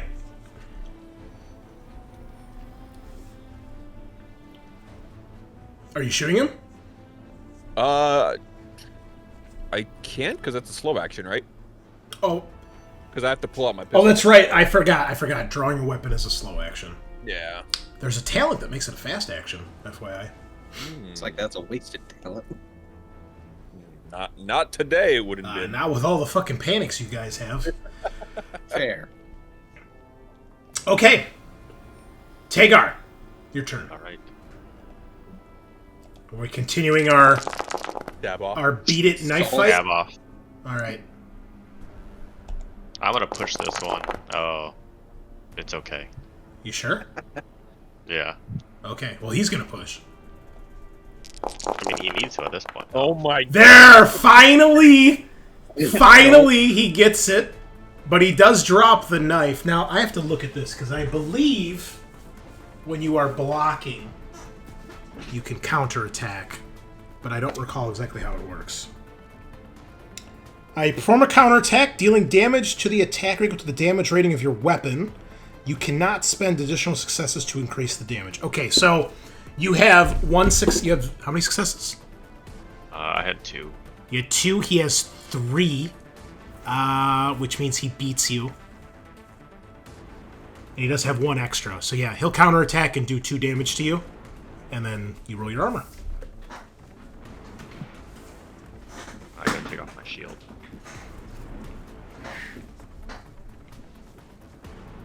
You just like set up the shield, just like trying to stab around it. Like a fucking... Oh my god! Tagar! We need to give you a nickname. You old man. Wall. They gave him the good armor. Yeah. Too bad he's so old and senile he can't really do anything else. So he drops the knife as it bounces against your armor. And he spits. Impressive. And it is back to O'Connell's turn. You know, hot. Yeah, I would like to kick that knife out of engaged range of Volkov. Sure. And I'm going to aim at him. Okay. And I'm gonna give him. I'm gonna either let Tagar have his moment, or I'm gonna give this guy a chance. Hands high. Or I'm sorry, hands high. Give me a manipulation roll, please. I'll give you plus can tell 1. He doesn't. You can tell he doesn't really want him to do this because I am not good at manipulating. Plus 1. Oh God. Apparently really good at it. All right, this is a pose. Do you want to push? No. You see... He can't block me now. Let me have this. You put the gun up to his head. He realizes he's outnumbered. His MSS boy is a smear on the wall. There's 3 of you. He's unarmed. He actually puts his hands up. All right. You win. And he swears something in Russian. Spits at your feet. Yeah. Who has rope? Not Bliat. He didn't die. That's do. only when you die. Oh. According to Will. Only those mag cuffs our medic has. Alright, tie him up, I guess. Yep. I take the rope out of my bag and start tying him up. Get some other music here. All right. You tie him up. Hey, Schmidt. You secure him. Oh no. All right, so I'll hoist. God, this is a war crime too, isn't it? Yeah, he's tied up. This is your specialty. Well, if he was a woman, it would be a specialty. So, but he is defenseless, unarmed. O'Connell, he does chuckle at that and shakes his head. He's like, "That's fucking cold." That was a good one. That was a good one, Tagar. And he's gonna, so he'll, with him bound, he'll take out his service pistol and put it in the back of his head. Put this guy in front of him. Okay. Start walking. All right. Where do you lead him? Well, we need to be in this room, so not very far. Start walking to this corner of the room, please. You're in timeout, good sir. Okay. Congratulations. You've taken an UPP Commandant Commander of a Black Ops secret research facility as your prisoner. Nice. And maybe he has a little name tag that says Volkov. He doesn't have a name tag, but we can pretend. You guys know what this is. Like an ID badge or something. Hello, my name is Volkov, base commander. How are you? Ask me about my day. Yeah, nice alien cup you got there, bro. It's pretty sweet. I'm so glad Airlock 5B actually means something. It wasn't just a random thing they put on the cup. Oh, spoilers. Spoilers. No, yeah, I guess so. But sort of. I don't know. It's an airlock in the movie. Spoiler. Like, oh. Yeah, space movie surprise. It involves an airlock. Okay, what do you guys do? I'm gonna scurry over and pick up and pocket his knife. Okay. It is of very nice quality. It's still, I mean, Oh yeah, that wasn't. but it's like a folding type knife. If it wasn't obvious, I'd do disarm this guy. You said he had a pistol too. I think I definitely would. Get Yeah. that off. So he's got a pistol in a holster like on his side. You don't recognize the maker model. It's clearly not something you guys are familiar with. And the only other thing he has on him, as far as when you pat him down, he's got his like ID badge security card thing. But he also, you find another weapon on him. It's hidden in his vest. He's got like a bulletproof vest under his uniform. Maybe over. Probably over because you guys attacked the base, so he's probably in a rush to put it on. And it looks like a pistol, but you can tell that it is something designed, it looks more medical, like it's designed to inject something into someone. Does it look like it's loaded with something? Yes. So this piece of like delicate-looking equipment that could inject something potentially lethal, I toss it to our Sarge. What do you make of that? Okay, I'll use my detection kit on it. There's nothing that goes off. It's nothing radiological or anything like that. But you can tell, being a CBRN Marine, basically it fires like darts, basically, that inject whatever's in the weapon. But you can also tell that this is designed where it has basically a tracing device that gets administered with the shot. And it's a chemical tracer, kind of like if you go to a hospital to have like an X-ray or certain types like MRIs and things like that. Sometimes they make you basically, for lack of a better term, you take a pill or sometimes an injection that basically puts a small amount of radioactive like material in you, so when they do the scan, it shows up, and that way they can. Ink, yeah. Yeah, so it's like, okay, like we can see your lungs are working or your intestines or whatever, right?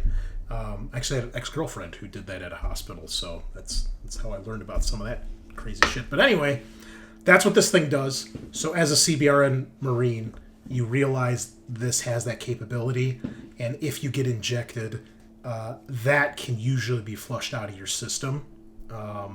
It's pretty simple, but whatever is injected, obviously that's another thing you got to worry about too. Okay. I'll relay all this to them. Okay. Oh, and if it also needs to be said, I do remove this guy's armor. Just strip him down.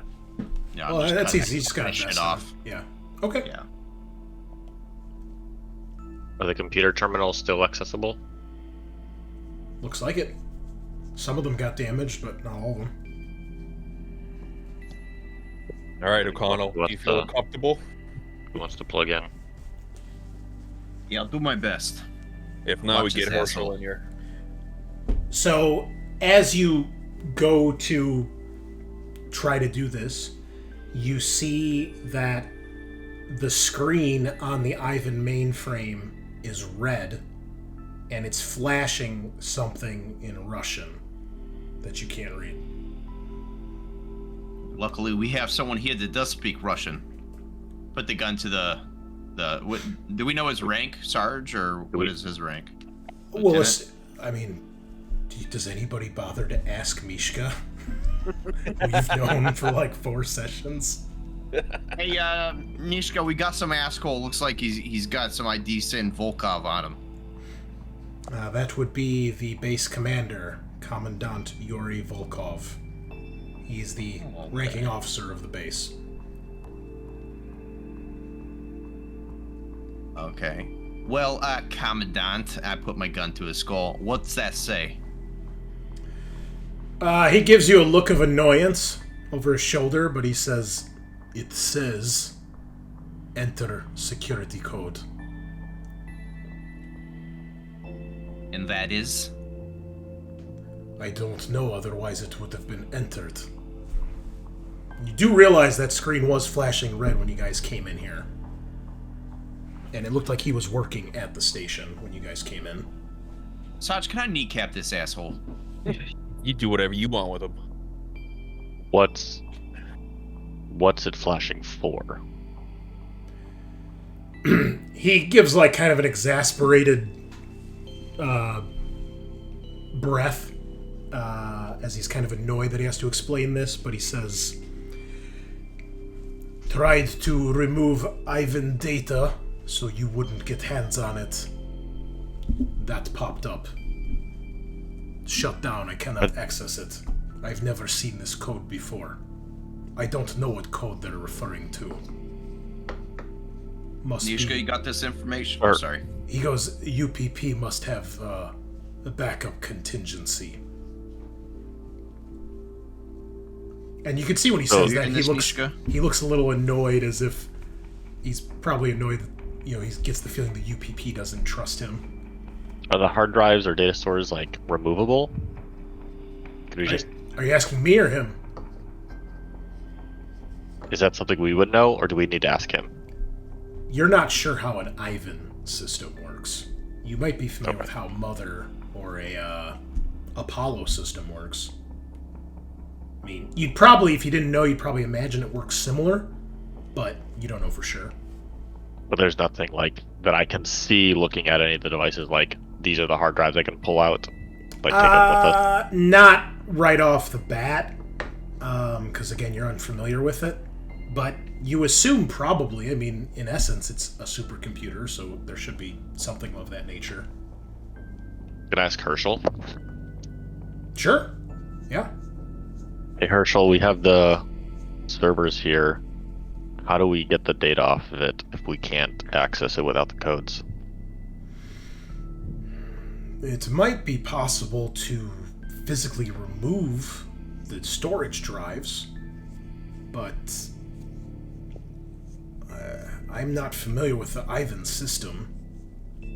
I would certainly be willing to help, though.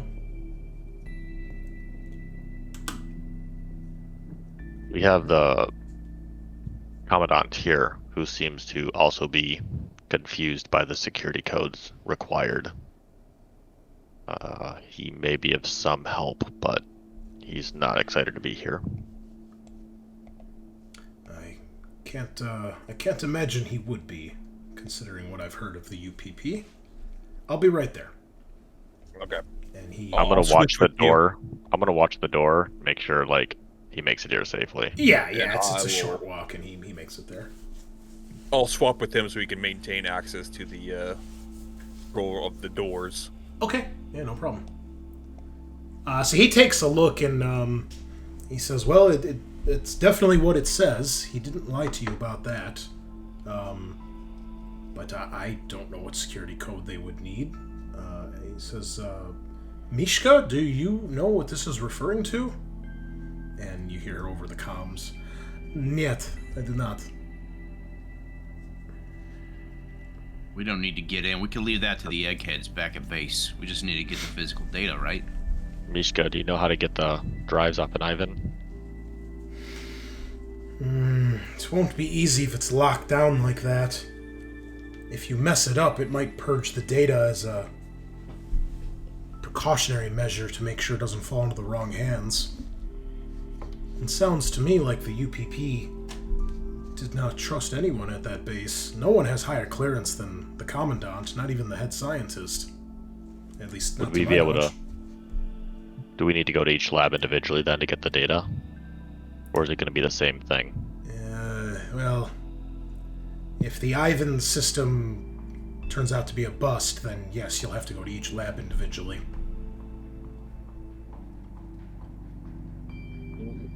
All the doors use key cards, right? So we can use Volkov's card to get through all the doors now?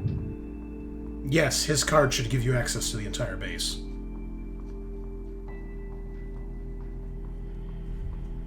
Okay, Mishka, Mishka. is there any risk of me hacking into the Ivan? Yes, if you mess it up, as I said, it might automatically purge the system. It's just a guess, but if they're willing to lock out the base commander, I'm sure they're willing to go to more extreme measures to make sure their data doesn't fall into enemy hands. And considering the nature of the projects that I was involved in, I would not be surprised. Mishka, can you give me an order what files would be of more importance that you told our commanding officer that, so we can make sure we get something that can secure your safety? There's a pause for a moment. If we were in the dropship, we would see Mishka gives Weaver a look, and then she says, "You were looking for anything on Project Marana?" And which lab would that most likely be in? D&E, the sleeper labs. They'll both have data on what you're looking for. Let's take everybody Volkov. can give me, if you wish, optional, give me a either observation or manipulation, your choice. Can I use my rabbit foot now before I do that roll? Sure. Oh, Yeah. No. God.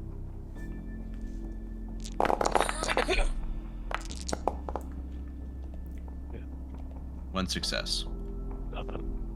Okay.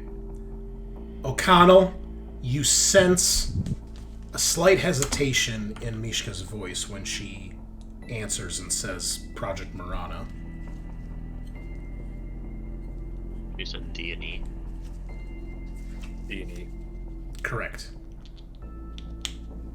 Delta Echo. Yeah, see? See that learning? There's bonus time. That's why we talked about it. Alright.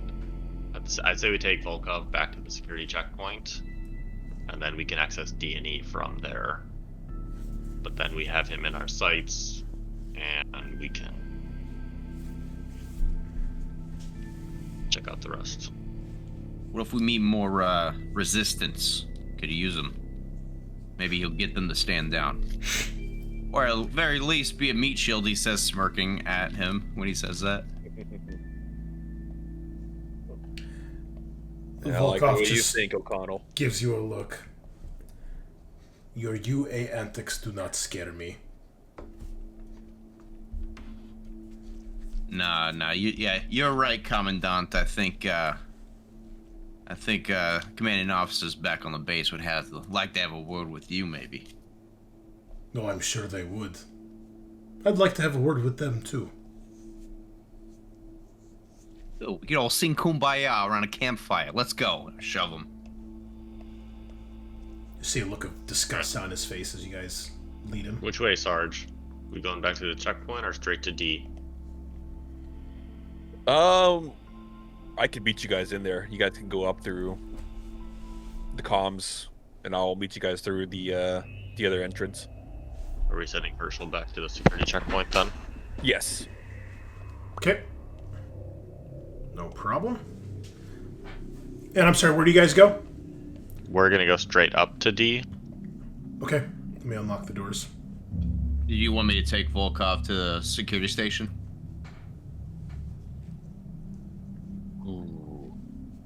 I say we bring him, right? Meat shields. I like your thinking with that. That is kind of Kind of a war crime, but you know. If using a flamethrower is no longer a war crime, I don't know if using a human shield is. Not really a human shield though, but a hostage. he is That's a almost the same If, thing at if, this point. if they shoot, that's on them. Okay. They didn't commit the war crime. I didn't pull the trigger. They did. Oh, We man. told them to stand down. They're the ones that shot him. Okay, that will hold up in UA court for sure. Oh, may I have the door opened? Yes, sorry. Okay.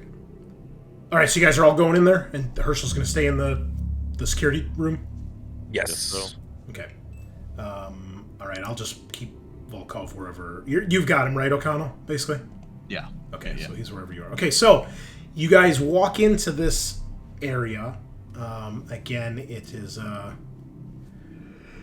an octagonal-shaped room with a smaller, basically octagonal-shaped room inside. So between you and this inner room, this wall right here, is basically a huge window that goes all the way around the room. So this outside area is like a path that you can walk around, okay? I'm sorry, there's actually dudes in here I didn't reveal, my bad. There are 5 what are very clearly UPP scientists in here. We'll assume as you guys come in, any that are out here, you're able to get under control, take them at gunpoint, and they put their hands up. Most of them don't seem to be able to speak English. There's a good mix of various nationalities. Then it's like they're all Russian. There's a mix here. So there's this glass, basically divider wall. Looks like it's huge, thick, reinforced. Like the stuff you guys would recognize, like in your med bays and things like that back in a base. And inside the room, you see there are 4 pillars that run from the floor to the ceiling, kind of equally spaced around the room. And attached to each of these, there are 5 what look like beds, with the head end of the bed up against the pillar. And make sure I give you guys the right info here. There's a variety of what looks like monitors, control panels, diagnostic equipment, diagnostic displays, lab equipment, all throughout this center area. It looks like on the outside it's mostly just to observe into the lab. There's not really any equipment or monitors or anything, except maybe like, one to control the door or something like that. But everything else is mostly inside. And you can see that so there's a total of 20 beds around these pillars. You see that each bed has what are very clearly heavy-duty straps to keep someone strapped into the bed.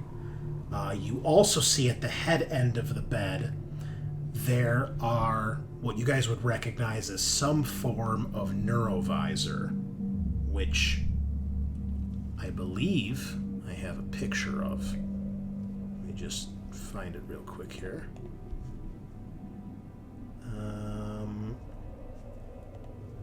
I know I had one, but where did I put it?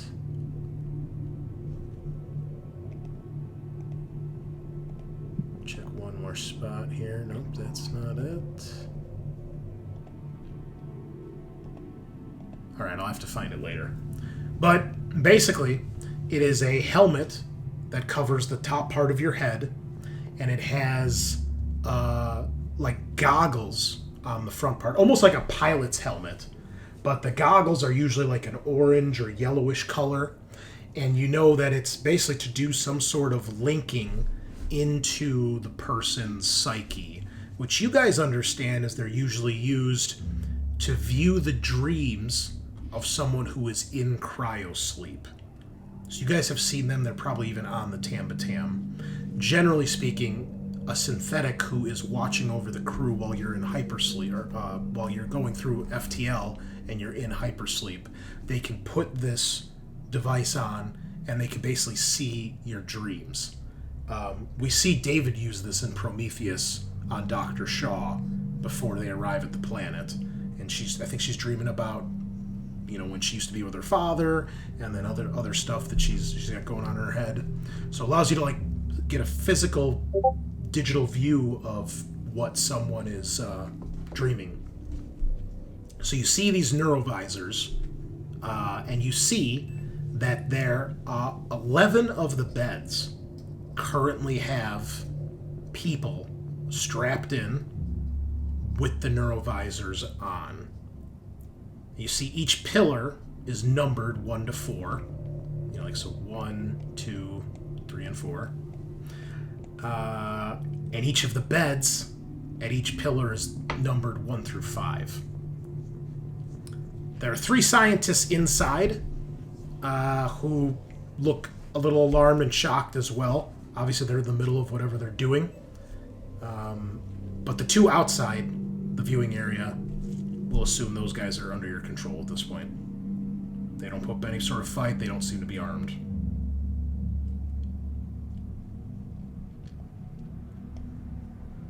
What are we doing, boys? Do we see a console anywhere in the immediate vicinity? Well, there's a bunch of stuff inside the lab.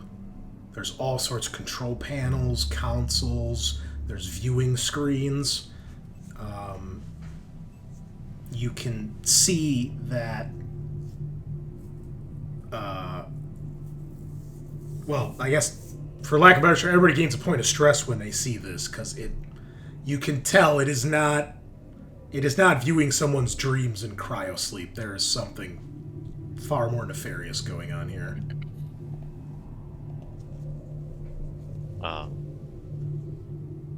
Okay, I guess I'm gonna try and see if anybody speaks English. We need creepier music here. Hold on. How about this one? That's really creepy, but okay. Too creepy?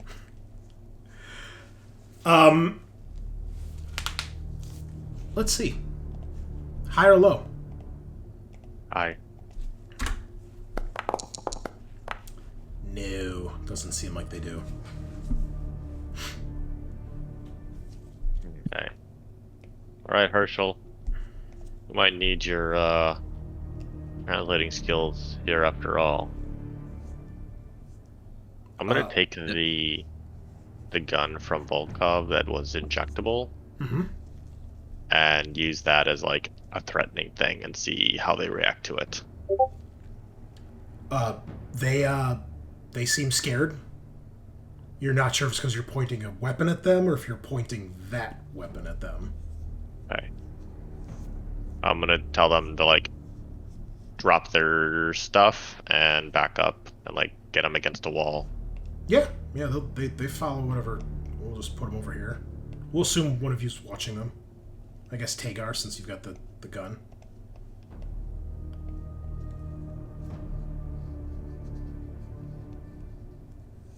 Herschel will come in if you need him to. I mean, he's right down the hall, so... Yeah, we'll have him come in and ask him where we can download this information at. Okay. So, long story short, he comes in, he asks. Both of them speak German, and they're pointing to inside the actual lab. And Herschel turns and says, the data core would be in there for this particular lab. Central station. Think you can start the download for us there, Herschel? He goes to enter the room, and the door is locked. Does the Volkov's key card work for this? Yeah, if you take it, it works. Okay. And at first, you see, like, you can tell the scientists inside seem, like, relieved when Herschel tries the door and it's locked. And then when you walk up with a key card, I mean, they probably can't recognize that it's his because it's, like a credit card size. But when the light goes from red to green, you can see that they're clearly not feeling as confident. So, yeah, doors are unlocked. You guys can enter the lab, no problem. Yeah, I'll enter in with Herschel and order these guys to go against the wall as well inside. Yeah, we'll put them over here, no problem. And you see when Herschel walks in, he's like, my God, what are they doing to these poor people? You can see he's kind of taking a look around inquisitively as he makes his way to that central pillar and starts tapping away at the console. Anybody do anything else? Nope. Still just... I swapped to my rifle, but that's just still trained on the Commandant. Alright. Herschel says, O'Connell, can you, Actually, he probably wouldn't ask. He's got really high comm tech, so... I mean, he might. It's up to you if you want to assist him or not. Yeah. All right. So he gets an extra die here. Ooh. That extra dice might have helped. Yeah. So Herschel starts clicking away. You're in there with him helping.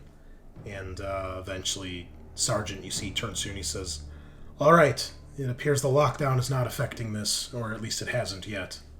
And you asked him to download the data, correct? Yes. Okay. He does so. All right. With that download, let's move on to the next lab. Okay. Which We're one? gonna order the we're gonna order the other 2 scientists first to get into the center of the Into lab. the center lab, but the other 3. Okay. They do.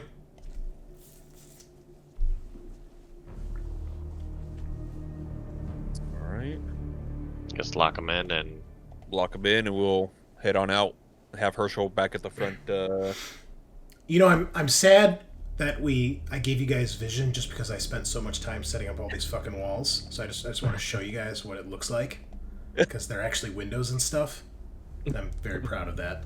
So, just so you can, Oh, yeah, I gotta see this. Oh, that is nifty. good old Foundry, just Wow. doing God's work. All right. So much better than that shitty roll 20. Shitty, Right. shitty roll God, 20. like, Thank when I'm having a God we're bad not day, even I roll blame 20. roll 20. I'm gonna be sure when we do our Patreon game, anyone can play as long as you drop one shit talk about Roll20. A unique shit talk. yeah, It can't be the same one over and over. You have to tell something new. During your intro, please tell us how one way Roll20 hurt you. It's an interview. Yeah. Like a fucking job interview, yeah.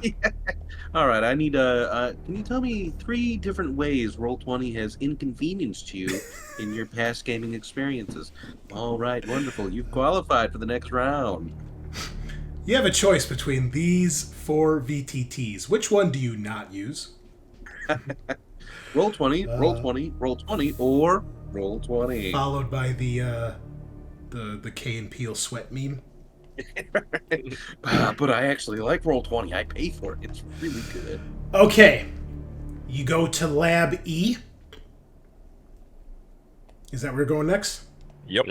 Okay. You do so, and it is set up similarly to the other one. There are only 2 scientists in here, and again, you have this octagonal-shaped wall of viewing windows, and inside there is only a single pillar from floor to ceiling, right in the center of the room, and there are only 5 of the beds with the neurovisors. Actually, it's not even beds, it's stations. It looks like upright frames.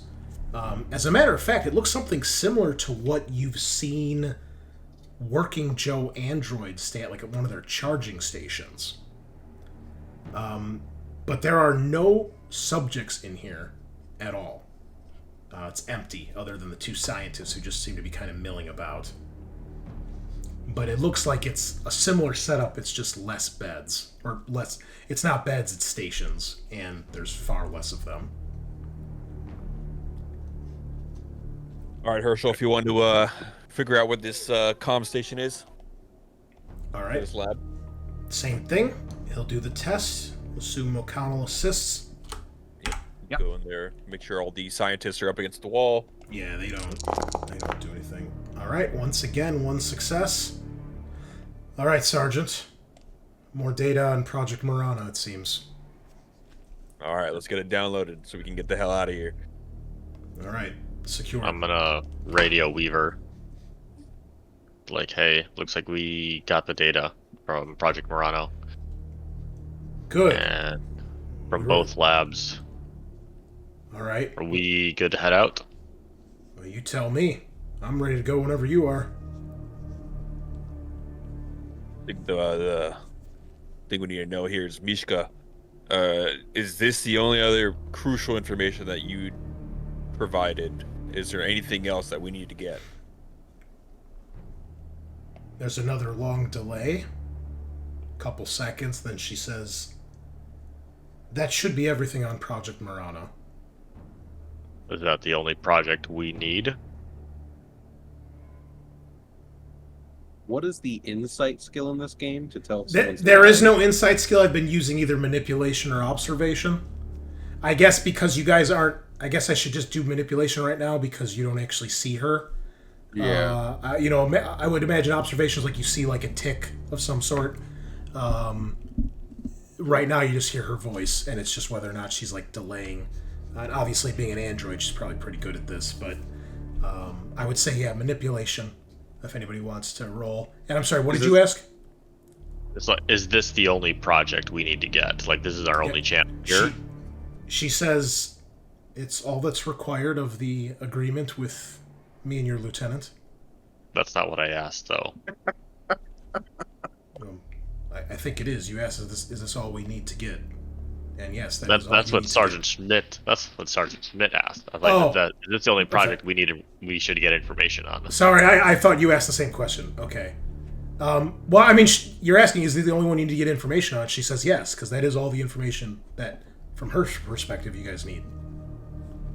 I said, "Matter, let's get the fuck out of here." So yeah, she would say yes. That is all. I would like to do the manipulation to see if she's, because that long pause is very concerning. I don't think well, I'll give it to you. I mean, she's obviously not telling you everything based on her answer. Yeah, so Cruz with 2, the stress works out here. There's definitely other shit in this lab that she's not telling you guys about. Why she's not telling you, you're not sure. It could just be because she's being a logical android. Hey, the deal was to get information on this, and that's what you have. So yes, if you're asking me, that's all that we need. Technically, yes, that is all that we need. So we asked Herschel to just download the entire server. Well, you can go back to the Ivan and try that, but if you fuck it up... Well, no. So, like, in each room, does each room only have Project Marana, from what we can tell? Or is there other stuff that we're leaving behind? No. Each of these 2 rooms only has information on the experiments being conducted in this particular lab. Okay. Which as far as Herschel can tell, is Project Marana. Okay. Mishka, is there anything in these servers that you know is connected to potentially the border bombings or something that happened at Fort Nebraska? I'm unaware of what happened at Fort Nebraska. Okay, what about the border bombings?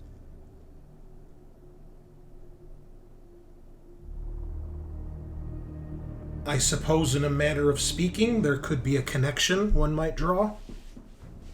Where would they find that connection? You'd probably want to go to labs F and K, the containment labs. Okay. Okay. As in Foxtrot Kilo. I was not uncertain about the letters. Is the fact that they're containment labs. What's contained within them? Do you ask her? That's what I say. Okay. I'm not sure if this question for me or Mishka. That's for Mishka. There's another long pause, another glance to Weaver. Lab K is a containment lab for part of the Dark Star program.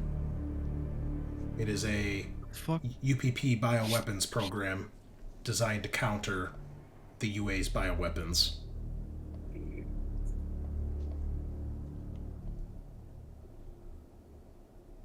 What about F? F is another containment lab for the Dark Star program. How long have we been on base so far?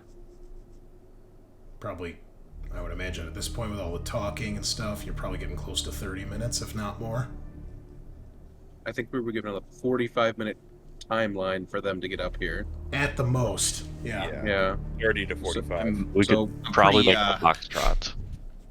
Yeah. I'm pretty banged up too. If we could, hit up Foxtrot and then maybe have Weaver land in the clearing behind the Ox. the buildings. Well, I mean, the ox is in the front, but there's also the buildings she can hide behind. There's room for the dropship in the clearing. I think we Yeah, established that already. we don't want her flying up while there's active gunfire if we can avoid it, right? I mean, unless they have RPGs, they probably can't do much to it. But still, yeah, you don't want her to take fire if she doesn't have to. So you guys check out Foxtrot? Because that's Yeah, right next door. I'll hit. All right. I'll start walking towards Foxtrot. Might as well. I'm unlocking doors for you. Weaver, can you make your way to the base? We've cleared a landing area for you. Yeah. I'm gonna yell against the wall.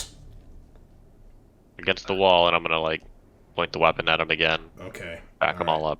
So in this lab, Scientists. Is there like a lead scientist? Do we know? she did say there was a lead scientist, but she did not say a name. Mishka did. I like that I've actually said this stuff and no one's picked up on it. I feel very good at my role playing of Mishka. I feel accomplished.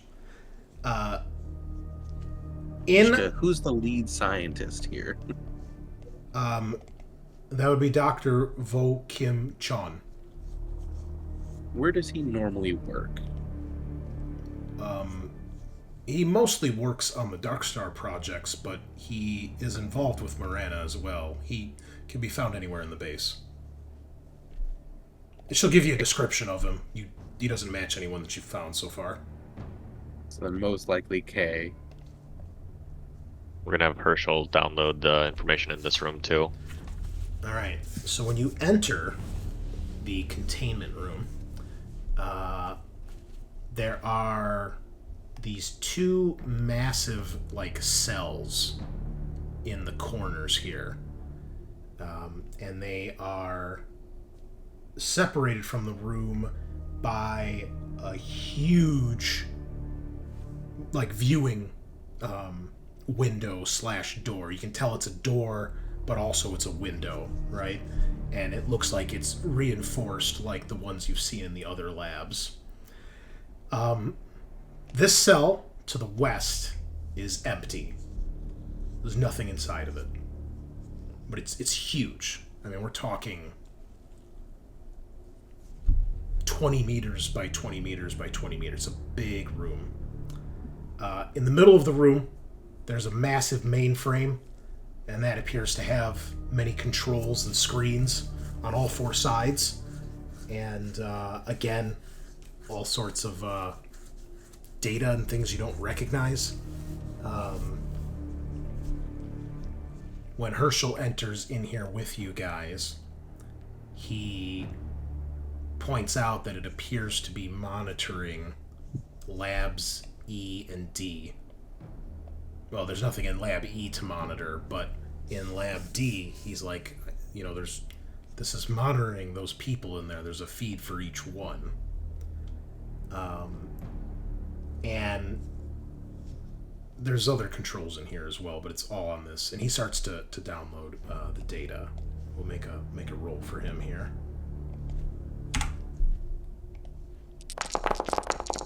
Oh, by the skin of his teeth. Sorry, that was private. He got one success again. So he starts to pull that. And as he does, you guys then see in the other containment wall room, you see a massive creature. A big, black, alien-looking monstrosity that is probably about 14 to 15 feet tall.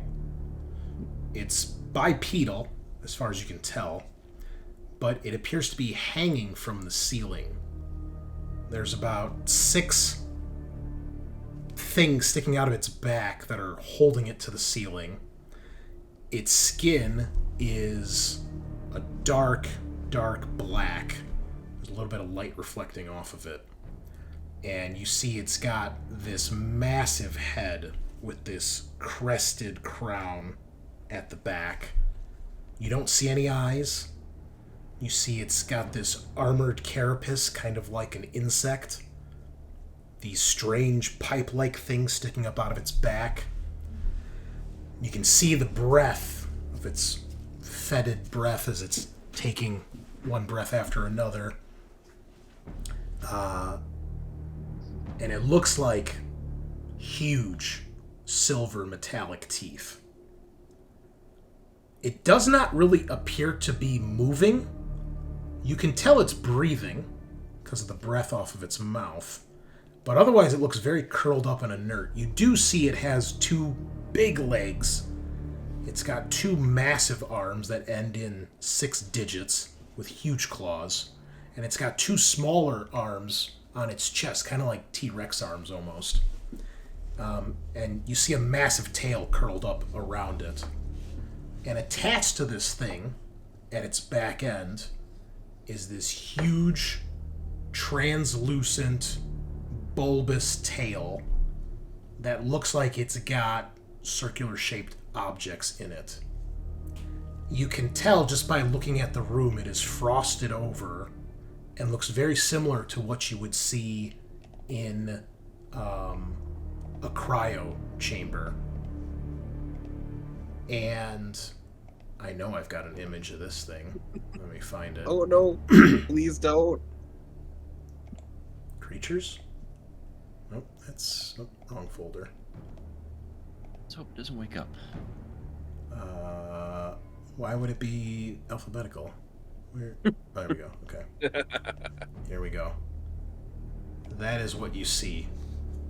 And you all gain a point of stress. That's so cool, but Do we have cameras? My finger's been hovering over my stress button. Waiting. Your suits, your armor all has a shoulder-mounted camera. Or I'm sorry, your helmet has a camera on the side that records everything. I'm gonna make sure to get like as good of a video quality as I can. Yeah, I mean the quality sucks, but anybody that was watching could be like, "Yeah, that's a monster of some sort." Like that, there's no doubt. Hey Herschel, I think you need to finish up here. We're running out of time. Just about done, Lance Corporal. This is delicate work. I'm gonna. Weaver, how far out are you? Oh, at this point, the shuttle would be landing, so you would hear it, Cruz, and then you what see do you guys... she comes over the top. There's snow and dust getting thrown everywhere. She lands, and she lands in the clearing. Does a fine job. And then, give me an observation roll. No. Nicholas? 3. Hey, just Cruz. Just Cruz. 3 successes. Oh, so yeah. let's see You, what. You hear the I would have been overwatching with one of the guns, but you hear the airstrike before it hits you. No. Turns out Weaver was a spy the whole time. super cool. Yep. No, but you do hear explosions from down the path in the direction of the bunker. It sounds like they're hitting our minds, guys. What are you seeing down there? Nothing you want to see. I was like, you can check my video feed when I get back. That's really not helpful, but okay. Yeah. Are we done there, or Finishing I up think Herschel's downloading. about finishing it up. can Herschel come pick me up? So, because I can only crawl, but Herschel could probably carry me to the drop ship. Yeah, so Herschel's got the 3 hard drives he's carrying, basically. For lack of Can we a better term. drive the ox to the dropship? You don't have to. The dropship is in the clearing, Oh. right outside, basically the door that leads into the tunnel, and the ox is parked at the entrance to the clearing. So you would actually walk past the dropship before you got to the ox, but again, the clearing is maybe the size of 2 football fields side by side, so it's contained, you know. So, Big Cruz, issue is I've had Cruz, start but- crawling. No, because they could come up at any moment. So I'm just going to man this gun until my great friend Herschel comes and picks me up, and I will give him covering fire. All right. So what do you guys do? Is Herschel done downloading now? He is. Yes. All right, we're Oh, gonna. that's right. I'm sorry. You asked him to download everything, so he's not carrying 3 physical hard drives. He probably just has a PDAT or something he's putting everything on. Yeah, can we get the fuck out of here, please? Yeah, if he's done, let's get out. We're gonna take our hostage with us. Actually, I kind of say under my breath to you, maybe we should ask Top Brass what we're supposed to do with POWs. We can ask on the way. Start moving. Yeah. I'm good with that. Ask in the air and just drop them out of an airlock. Wouldn't be the Alright. worst thing I've done. Put them in a parachute and just push. So, as you Parachute. guys exit, and you make your way back to the security checkpoint, as you guys are going to leave, we'll say O'Connell, you notice that Herschel stops and he's looking down the hall towards Lab D as you guys are leaving. Why'd you stop? He turns to you and he says, shouldn't we do something about those people? Not the mission. You see, he just kind of stares for a moment. He says, understood. And I have an empathy of 3, and I hate it. My empathy's 2, so Same. Damn, my empathy's 4. Oof. I mean, you'd probably hear that over the if Vox. if you want to save them, you can crawl over there. Unplug them one by one. Yeah. I don't think we have time. I do truly feel for their plight, but We could also don't know we also don't know what they've done to them. Right, we can probably order an orbital strike onto this base because Get them out of the misery. we don't want the UPT to get any of the data here, but we can't delete it all in time. So just blowing it up would probably be the best option, right? You guys hear O'Connell say, shit, Mishka, what's gonna happen to those people in those pots? They're being used to try to communicate with Her Majesty. That is the point of Project Marana. What is Her Majesty? It is What is gonna happen to them? It is the Stage 5 creature in the containment lab. Which creature did we see? Good question, actually. Fair. That was a stage 1. I suppose that depends on which lab you were in. We were in Foxtrot, and I'm going to describe the creature, I guess. That would be Her Majesty. And you So need what's gonna happen? you need the what typically device happens? to communicate with it. It is what the purpose of Project Marana is, to try to communicate with the creature in hopes of maybe being able to control it. So far, no human subjects have survived.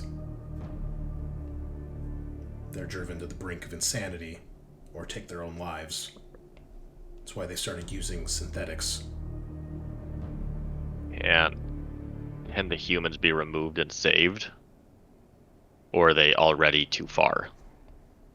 It would depend on the length of exposure, but to what I understand, it's probably not worth it.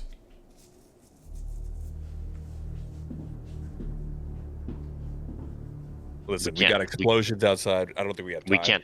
We can't take them with us. We only have like 10 minutes before those guys down the road get up here. If they're not in the Nox. You all go. I'll catch up with you. I'll make it. Sarge. If you stay, Full rank. Herschel stops and he says, "I cannot let you stay alone." You're not Sounded- gonna want to see that's- what I'm gonna do. That Herschel. sounded almost Ugandan Knuckles a little bit. Sorry about that. I don't know why all of a sudden he became Jamaican. Or, This is the way. yeah, Cruz will this is ask the way. Weaver a specific question. Weaver, are there any guns on your ship? No, remember we took a civilian transport? Yeah. Okay, so Otherwise, I would have probably- blown the fucking MSS transport to shit already. that would have been great. I probably can't hold this place by myself. If someone comes Well, up... Weaver will come and get you at this point when she lands. She'll come and help you get back to the shuttle. Because it's just... But if we're gonna wait for everyone to get out of the base after saving people. I would just need one more person to help me in this fucking ox to potentially mow down people. Well, at this point, Weaver would have come and sat in the ox with you because she's not going to let you sit there by yourself. Oh, okay. Especially if you're like, there's fucking dudes that are going to be here probably in a couple minutes. So, she bangs on the door and then you see it's her and then I assume you let her in. Over, unlock, yeah. Yeah, she's like, miss me? Way more than I thought I would, yeah. We know Sergeant has. You see, what that means. she rolls her eyes when she hears that, but she doesn't respond. And you see she gets on one of the guns and makes sure it's loaded. Okay. You guys coming up or not? Are we leaving or are we fighting these assholes? I shoved the commandant down the hallway so you guys can start taking them, and I tell Herschel, you're not gonna want to see what I'm gonna do, Herschel. I look at O'Connell. You got 5 minutes. Copy that. Bad idea. It's my directive to stay and make sure you all get out of here. I stay. Whatever. Yeah, I start walking to D lab. Okay. Delta lab. Sorry. All right. I asked her for the PDAT that he downloaded everything on, so at least that's secured. Smart. He gives that to you. I might get it in an Android fight. He might try to stop me. Okay. So, you guys head up to the elevator. O'Connell, you and Herschel enter the lab. What do you do? Raise my rifle till the scientists get back against the wall. Oh, they do. Yep. They And still do. I start euthanizing these people. Jesus. Okay. Not the scientists, the people. No, The people that was, spoken, that was roll- clear. Roll that for was corruption. Clear. That was clear. Everyone, Yeah. take a dark deal. Yeah. We're definitely gonna need an empathy test, just like when you had to try to shoot Mystery. They really need to rename the NPC, by the way. Without stress, I'm assuming. Just straight empathy. Yes. You need to fail this. Oh, God. You can't do it, man. You have flashbacks of the mine, and you're like, okay, she was turning into a monster, she was infected, but these fucking people are being experimented on, and you can't bring yourself to do it. So, in a split-second moment, I adjust my aim to the device they're hooked up to and start blasting it, and try to quickly start cutting them out and tell Herschel to help me. Quick! Herschel looks a little concerned. He's like, we don't know what this is going to do. Are you sure? Oh, God, my earpiece fell out. You got a better idea? Oh, no. He doesn't really... Oh. The black earpiece on black carpet in a black room with no light. It's like dropping a model you're working on your gray carpet. It's gone forever. Oh, that's the worst. He does not answer you. He gives you a look as obviously he doesn't have an answer for that. And as he's kind of looking, he's like, this could kill them, Private First Class. I can't. My directives will not allow me to unplug them. Just help me undo the straps. I'll unplug them. Just help me get out of here as quickly as possible. Okay. He can do that. He will undo the straps. So, the scientists are, panicking, and, one of them maybe takes a step towards you, but you point your gun at them, and they, they go back. Rest of you get up to the drop ship. You start loading up. There's no I want to sign. argue with Schmidt the whole way up Okay. about leaving a Marine behind and how the mission comes first. Our mission wasn't to save those people. Listen, I can't let our boy here go through another tragic event. I gotta give him what he needs. Let him do what he needs to do. He's going to go kill those people.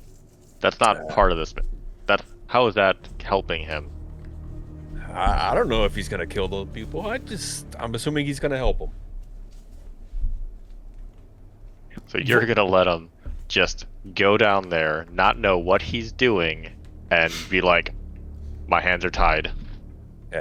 I Just gave let him it 5 happen. minutes. If not, he's left behind. That's it. He knows the risk. Volkov. The risk is leaving him behind. Then you lose a Marine. That's on you, Sergeant. I'll have to take that. But I'm gonna let my boy do what he needs to do. Volkov Better gives start that stopwatch. Volkov gives like a snort of either disgust or amusement in your kind of moral quandary here. Maybe a mix of both. And they say UPP is bad.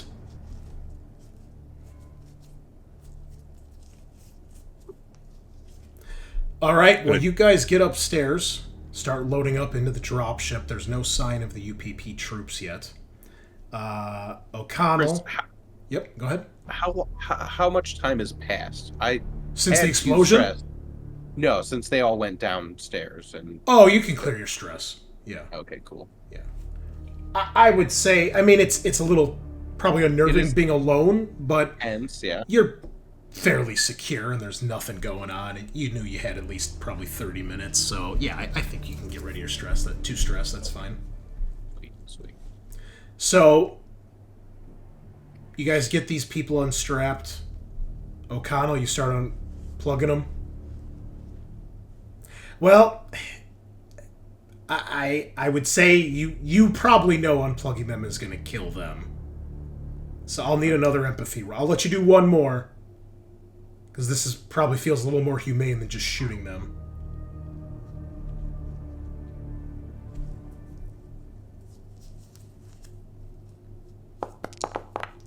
God, Oh, I'm so it's so empathetic. It's harder. You're up close. You're next to him. You can see him breathing ever so shallowly. You know, maybe they're shaking a bit from whatever the fuck they're watching or seeing or dreaming. And you go to grab the jack out of the wall, and you're just like, can't fucking do it.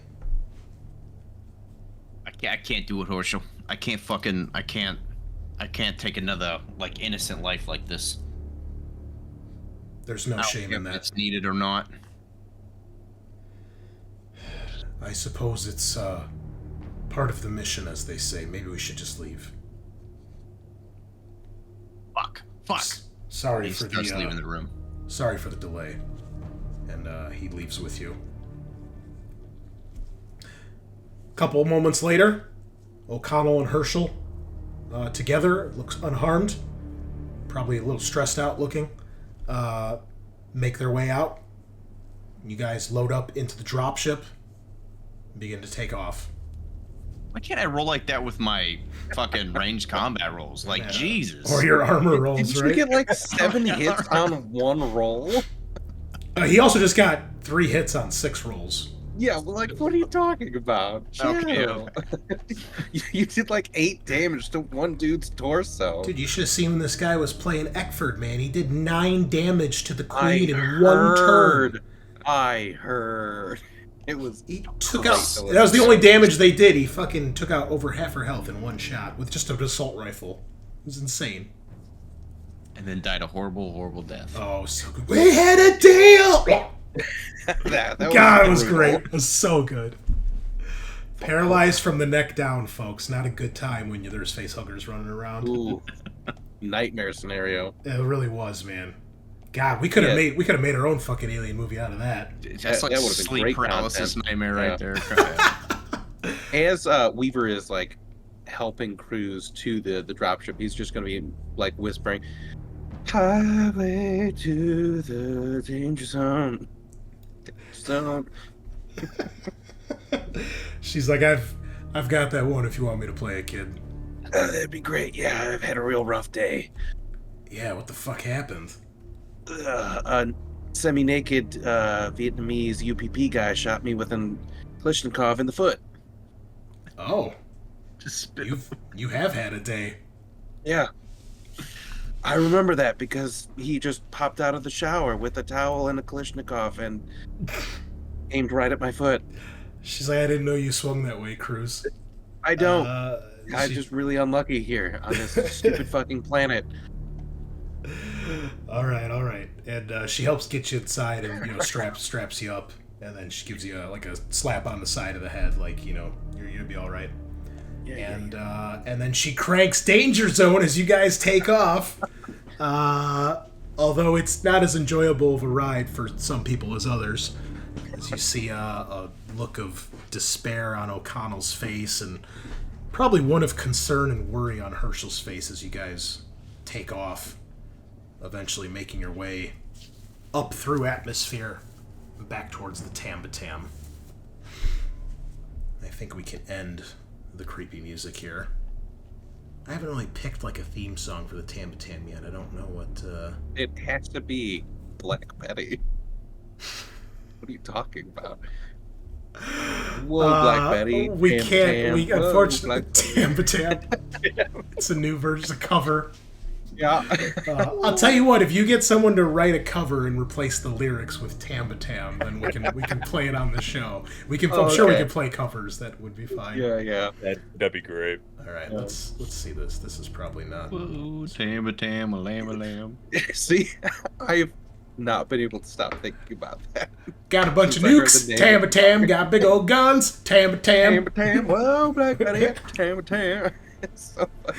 Taking out the UPP with the Tambatam. Oh, Oh we man. gotta do it. Maybe we should have a contest for people. Write lyrics.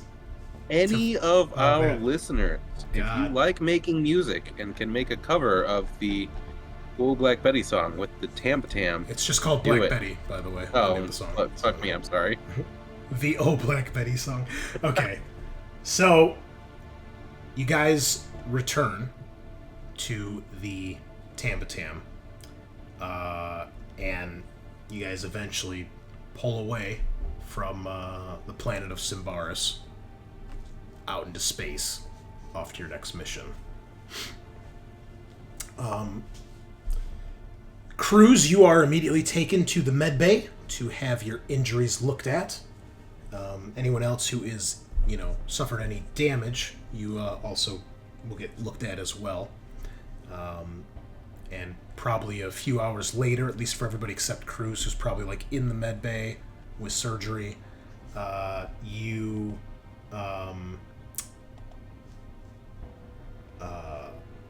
you're all eventually brought in to give your reports. So, debrief.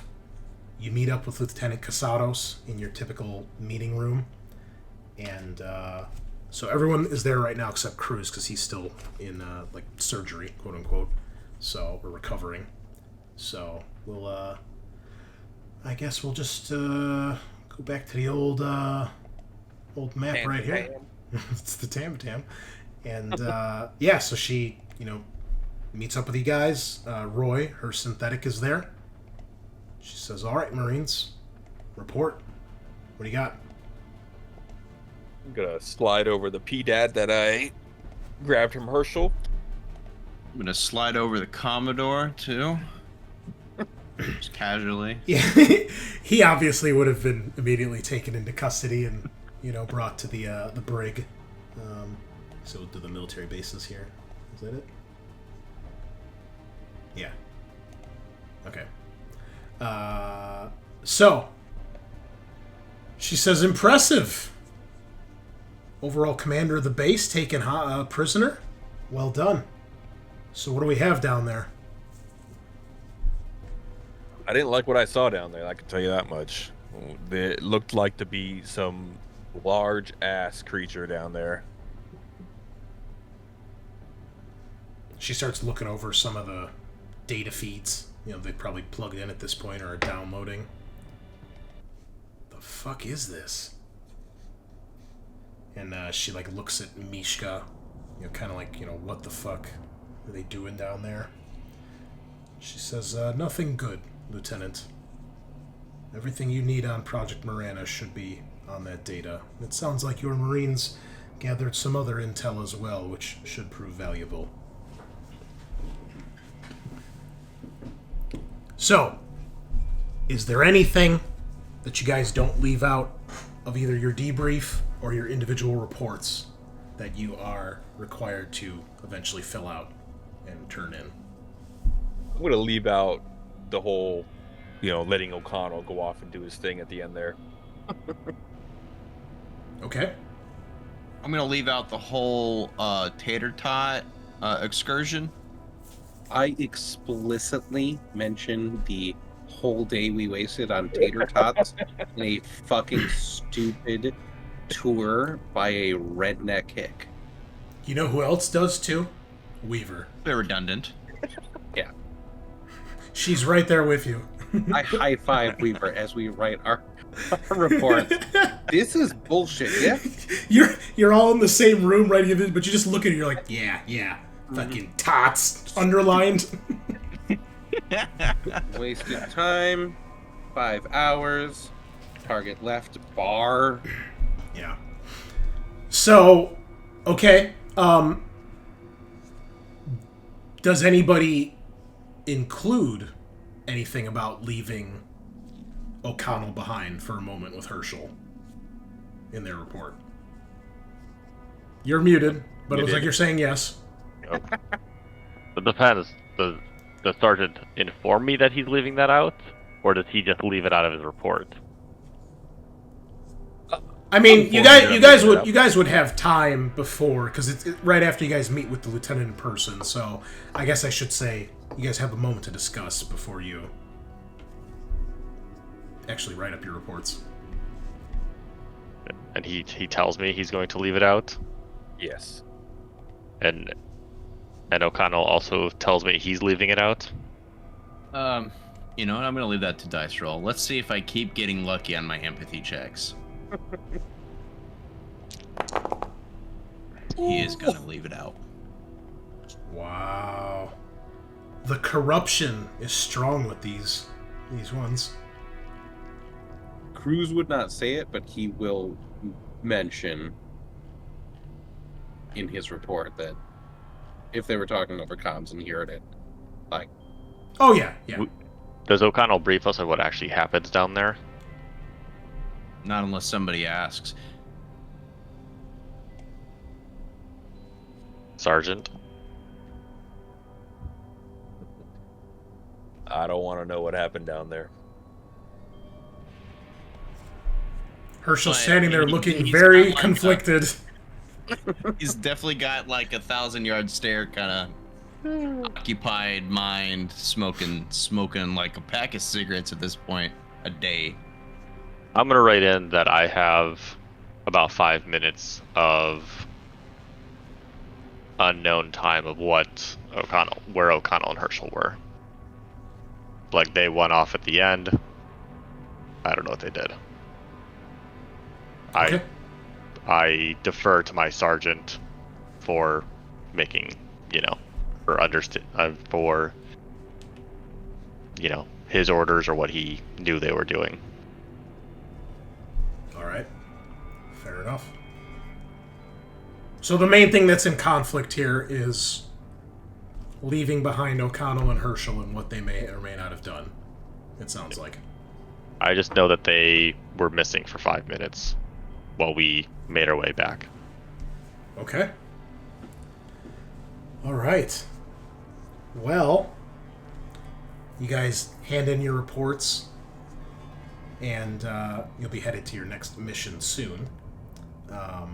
But before that, we can get some downtime, started, and we can do EXP, since we're almost at the end here. So we'll do EXP first. So 1 for participation award. Did you risk or sacrifice something to further your personal agenda? Yes. What's your agenda, O'Connell? Take out the most UPP. Damn. That's fair. Yep. Okay. Did you keep track? How many kills you got? Yes. How many? Kills was technically only 2 because the Sarge kept getting. He's lower on the queue, and he just kept getting the final tap on him. He was pulling a Leslie. We all know. I was gonna count I was gonna count the commandant because he got taken out. Right? Because you're a psychopath that commits war crimes, but okay. I got more kills than you. Look, I killed 2 hostages. I know it's funny. If I killed the guy sleeping, I was definitely gonna count them. Yeah, I got 17 kills. How about you? 17 kills? We didn't fight 17 soldiers. Oh. Well, there was like 10 dudes that I just executed like a psychopath, so Yeah. it Yeah. counts, right? You're doing the math like, wait, well, there was 2 MSS? Wait, oh. Sheesh. Okay. Mine was to impress or prove myself to the sergeant, so I don't know if staying up there to potentially fight off enemies by myself would do that. I would say I'm pretty impressed. You're up there by yourself, banding the gates. Got your foot almost blown off. Yeah. Okay. Okay. Tagar, Sergeant, how about you? Agendas? Yeah, I just I'm kind of going around collecting weapons and souvenirs. So I took the injectable gun. Is that your agenda now? Yeah. You switched it? Okay. Yeah, because mine was I just want to make it to my end of contract so I can go home and make some money. But Now it's changing I don't think that really worked. No. I mean, it would be a kind of a long-term thing, so yeah. Short-term. Okay. Yeah, you got that. How about you, Sergeant? Mine's still artifacts and stuff like that, so didn't deal with any of those this session. Okay. All right. Did you risk your life for your buddy PC? No, nothing actually happened for me, so no. Yeah, my buddy's upstairs still, just in the AVAC. All right. I know a few people got this one. Did you challenge or stand up to your rival PC?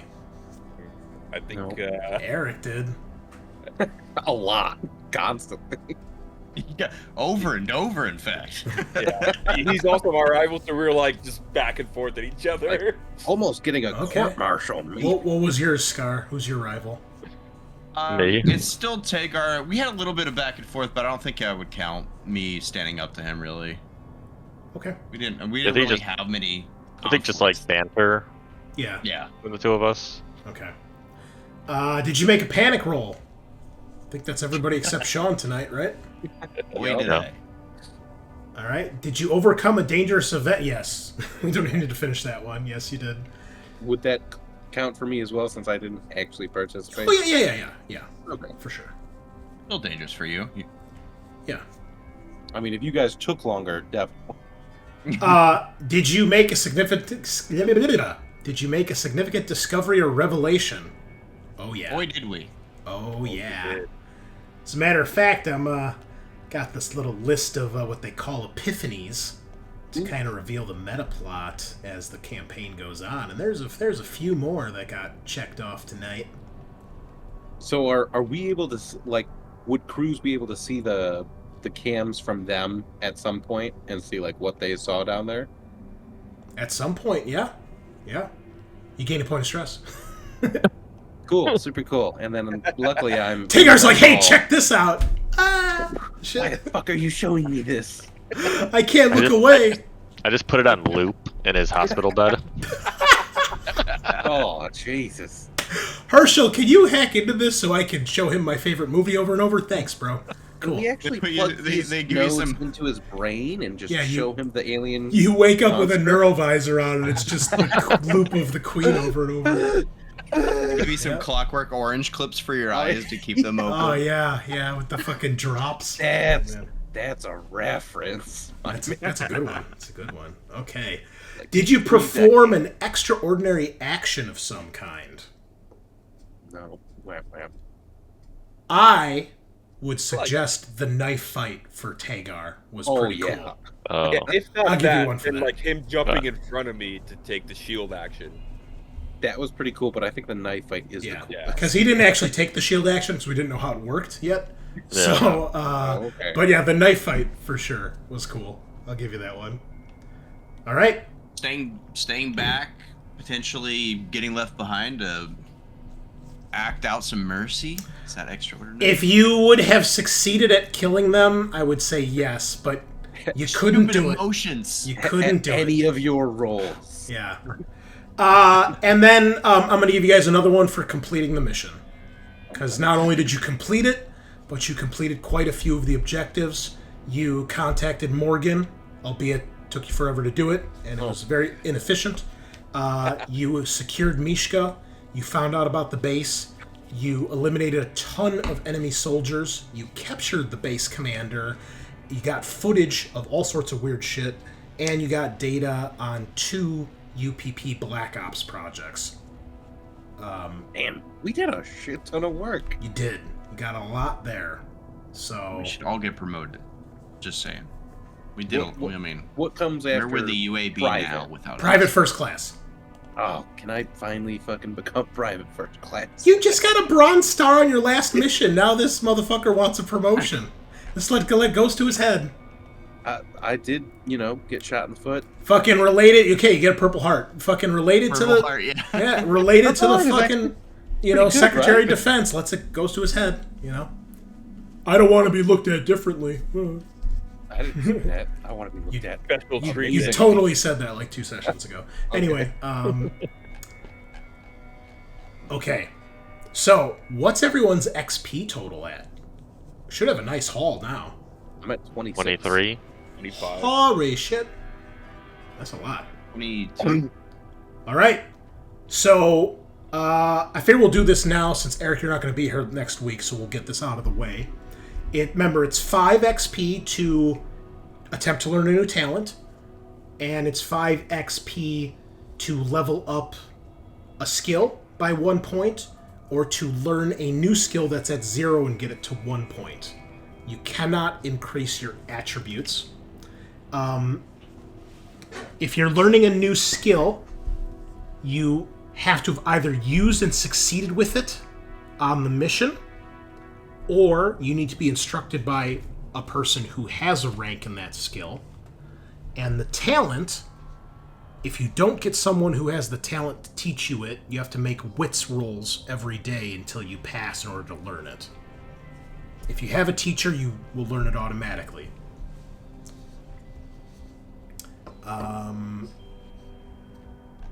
And then we'll do our downtime events. I've actually been expanding the chart here. Oh, no. I've been making a D66 chart, and I've gotten up through the 40s now. Because six events is just not enough. So I've got a lot of cool things. I got some help from a couple other buddies. Gave me some cool ideas. So there's more to come, but I've only got, what is that, 6? I've only got 24 events for you. I don't have the full 36 yet. So Still pretty cool. yeah. So who wants to go first with XP? Does anybody have any ideas? I would probably go. I have ideas, but I would probably go last because I'm gonna be in the crushed foot situation for a little while, right? How many days was it for the crushed foot? I cannot see. Doesn't it say on your character sheet? Even though I click this button, can't run on the Chrome. 8 days. Okay. I'm not sure how long it's going to be before you go on your next mission. If you're still injured, then you may want to consider having your... They're not going to let you go out with a fucked up foot. So if that's the case, you'll bring your backup character next week. So yeah. But you still want to spend your XP for Cruz. I mean, you can still get around, but it's a real pain in the ass, Yeah. They'll give you crutches, obviously. He would want to, work with his buddy O'Connell and try to get that tough talent. So just letting O'Connell beat the shit out of him in training simulations and stuff. I was gonna do the same thing, so we can maybe work on that one together. Oh, yeah. Okay. We'll have a routine every morning together. Since Yeah. Dig it. Okay, 5 EXP for that talent. You may go ahead and add it to your character sheet. Nice. I had some people saying that they only give out the XP per mission, because 20 seems like a lot. But at the same time, with how lethal this game can be, I think it's okay to let you guys get a little power and feel cool before you eventually die to a one-shot. So, I agree. Yeah, that's dope. It's like, all the health in the world doesn't matter when the alien rolls a 6 and bites your head off, right? So... Right. And then I'm currently at medical aid 1. I can increase that to medical aid 2 for another 5. Yes. Okay. And then can I work with Weaver to get piloting 1? Because I have no agility, but I didn't roll piloting. Do I need to have rolled? No, it it's during the it's mission? one or the other. It's use it during the mission or get a teacher. Okay. So, yes, Weaver would be more than happy to teach you. You feel like you've built a little bit of rapport with her at the end there, and you can tell she feels bad for you, and she's impressed, being the newbie, that you're definitely earning your stripes. At least that's the impression she has of you. And you know that she didn't seem to give a shit that you're related to De La Cruz. She knew about it. She's never mentioned it. So, Nice. yeah, I mean, you can't do much with the broken foot, but she'll start showing you like how to turn the dropship on, things to check, fuel, some basic things. Here's the switches you turn to power up and basically get the engines heated and things like that. So she starts showing you some of that. So yeah, you can have a rank in piloting. Nice.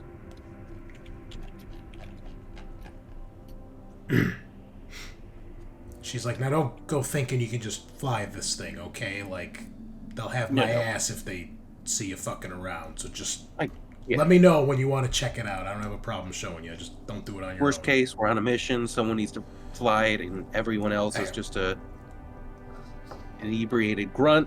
I'll do my best. Hey, if I can't fly the ship and Herschel can't fly the ship, by all means, fly the ship. But just don't do it around here, especially around Casados, okay? Absolutely. And of course, she shows you how to work the music system.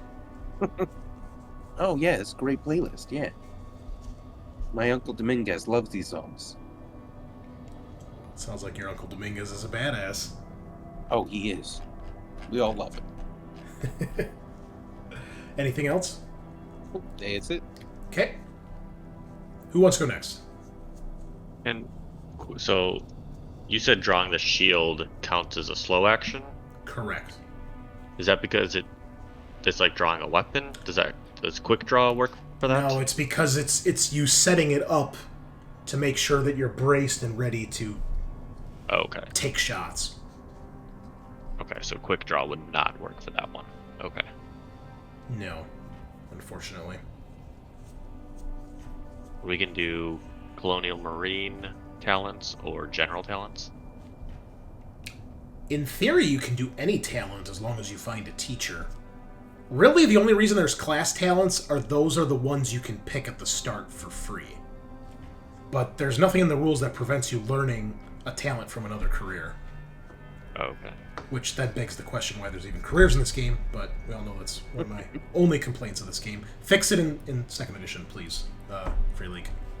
Hey, Scaarr, don't you have banter? Yeah. Should be using that more. We didn't really get a chance to. I asked asked it once. You can only use it when you rest. Yeah, Okay. we weren't like in a safe place where we were actually resting at any point. Hard to rest in an active war zone, you know?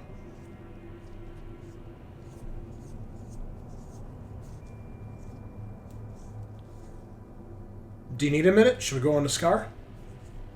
Yeah, I need a minute. Alright. Scaarr, how about you? You want to level up? I think after today, trying to get bypass would be an appropriate talent. Cool. Okay. I dig it. And to compound bypass, upping my comtech, because I'm becoming the de facto comtech guy too, I think. Okay. And upping my ranged combat. Alright. Well, that works perfectly because there is another Marine in 2nd section who has the bypass talent by the name of Corporal Pilar Carvalho, who you might recognize this art for.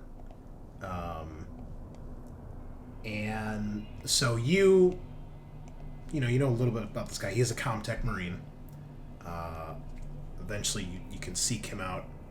And when you do find him to ask about this, right, you see that he He's basically standing at one of the viewports, just kind of absentmindedly leaning against the wall, staring out the viewport into the black void of space. He doesn't seem to notice you, or if he does, he doesn't really turn as you're kind of approaching him. I just kind of walk up to stand beside him, see what he's looking out, and light a cigarette. There's nothing out there, it's just the void of space. You feeling all right, Carvalho? To be honest, O'Connell, no.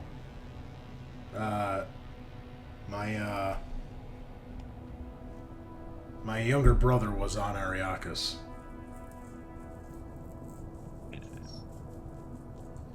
He, O'Connell kind of shakes his head and just gestures the pack of cigarettes over at him.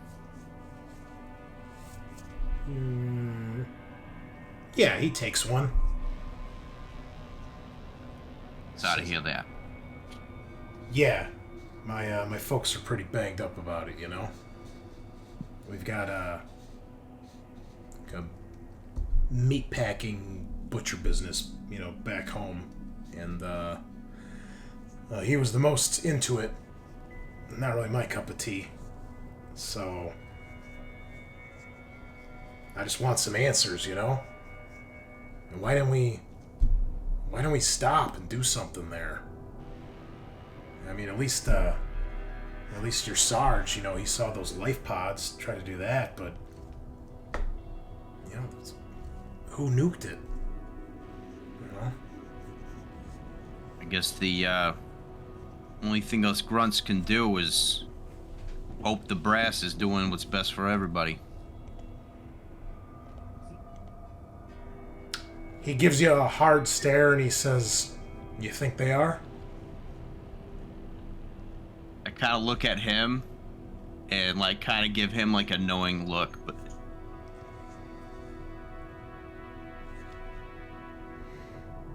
how many other fucking people died down there? We don't know what happened.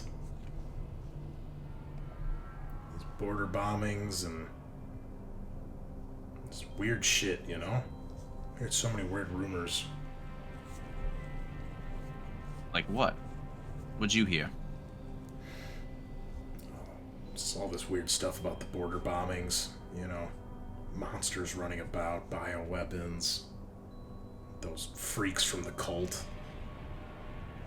I heard you guys ran into some fucked up shit on that mine. Yeah, the UPP's up to something I'm at a loss for words, honestly.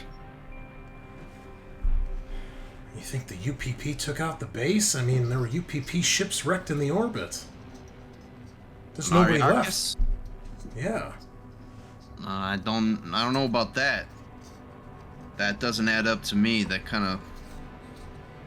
Maybe they blew themselves up. I mean, it is the UPP. It's hard to say. But on the mining colony, they're definitely doing something. They're playing with something that is no good. Something that's probably going to bite them back in the ass. Maybe that's what happened on Ariakis. What happened on your last mission? Heard you guys found a UPP base? How like confidential as the missions we're on? I mean, Scuttlebutt gets around. I'll leave that up to you. What you feel is appropriate. Well, I mean, if it's classified information, I want to get like... I don't want to... No one has told you that yet. Okay, that's fair. They're working on like, doing some kind of experiments between people and these fucking, I don't know, some kind of animal. Look like a giant bug or something. Damn. Like a big black cockroach. Really? Fucking hell. UPP are crazy, man. Yeah, so you could teach me some computer stuff, or No, I'm just... You can see he's holding something in his hand that he keeps like kind of looking down at, and you realize it is it's a Purple Heart medallion or medal. What's that from? This is what they gave me for my brother. Posthumously, of course. Deciding Something whether to tells send me it that- home or not. Something tells me that's not gonna ease the pain much. No. Yeah, I figured we'd all get one of these at some point, but not like this, you know? Anyway. Yeah, not. Yeah, let's, I can show you a thing or two. I know you guys don't really have a Comtech in your squad, right? I'm sorry. A what? A Comtech in your squad? Oh, okay. A commie? I heard something else. I 100% heard Tommy. Yeah. A red. That's a little computer joke. Oh, okay, okay. Yeah, it was thigh thick in UPP blood, so I appreciate that. He's like, yeah, I'll show you a few things, and yeah, he'll show you how to bypass some locks and shit. You know, which wires to cut, which ones to, hook your little device up to, so you could be just like Hudson. The Hudson lines are coming, you guys. I just want you to be prepared. They are. I think they coincide with how O'Connell acts pretty well. Okay. Yeah, you can learn bypass. What else? Anything else you level up? You said Comtech. That's no problem. Range combat as well. Okay. Sounds like a good haul. I don't know. Yeah, it's 5 for each, right? So I have to. Yeah. I need to pick one more. You don't have to. Oh. Yeah, I have 11 You're not XP left, forced to spend so, your experience if you want to save it. like. You This know is what? Alien, I'll I don't know. I'll 'Cause my mobility as well because when I was sneaking up with Cruz. Okay. All right. Tagar, what you got? Does anybody know rapid reload? I don't think any of the NPCs do off the top of my head. I'll check real quick, but I don't think so. So I just have to roll, a wits test? You get to roll a wits test each day until you learn it. Okay. And how many days between missions do we have? I'm not sure yet, but you can make at least one for now and then we'll figure it out next time.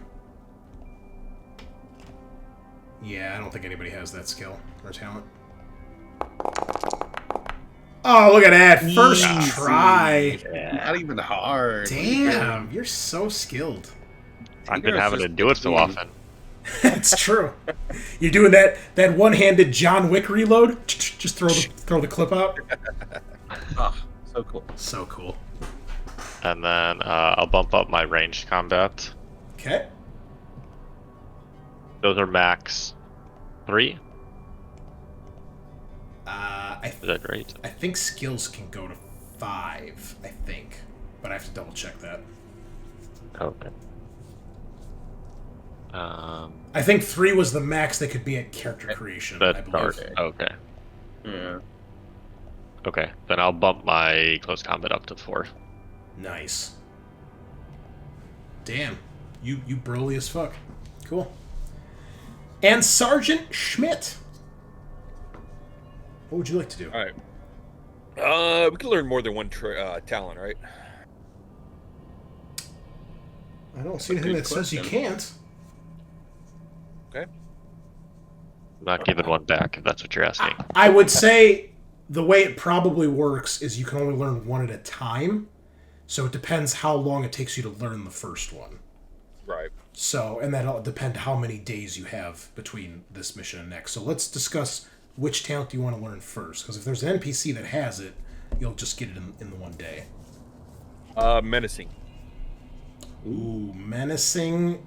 I can almost... There might be one guy that has it. Let me check. No, he doesn't have it. And... I don't think any of the backup NPCs. You guys haven't really finished your backup NPCs because you're terrible players. So, What do you? yeah, I don't see. Well, someone looks like they've done some of their stuff, so that's cool. Yeah, nobody has that talent. It's a pretty good one. I mean, the staff sergeant might have it, but he's certainly not going to teach you it. I don't think he actually does, though. No, he doesn't. Okay, I'll learn that one. That's the one that lets you use your strength for Manipulation. intimidation rolls, right? Okay. Yeah. Give me a wits roll. You will have at least... Wait, what was that? Whoa. Is that stress? Yeah. Oh, that's wits. Okay. Damn! Look at that. First try, you get it. All right. Okay. Worry about the next one, the other one, later. If there's another talent you want to learn, because I don't know how long it's going to be before you guys get to your next mission. So, any skills, or is that it? I'll put 1 in close combat and 2 in ranged combat. Okay. Alrighty. Cool.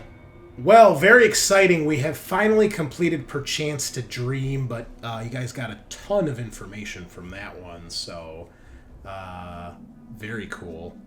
And we'll see what happens next week when we get to... We're going to do your downtime events, and we'll have a little bit more world building and such, and then we will begin Operation 3, which... well, you'll have to wait and see what it's called next week when we get here, so...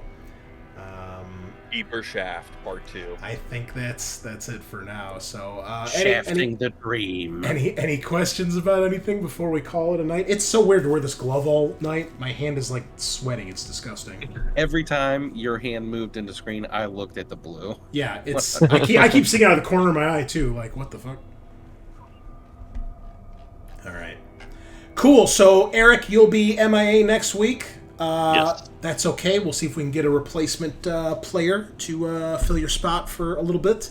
And Sean, you'll probably have to bring in your backup character, so we'll make sure that he's ready to go next week as well. I believe he's the only one we don't have artwork for at this point, too. That's Broderick, right? Yeah. Okay. Yeah, so find some artwork if you could, please. Do And my best. yeah. Cool. Well, excellent job tonight, guys. That was a lot of fun. Very excited. My alien hype is on full alert right now, so go see Romulus if you haven't already, folks. And we will be back with more Frontier War. Same time, same place. Signing off.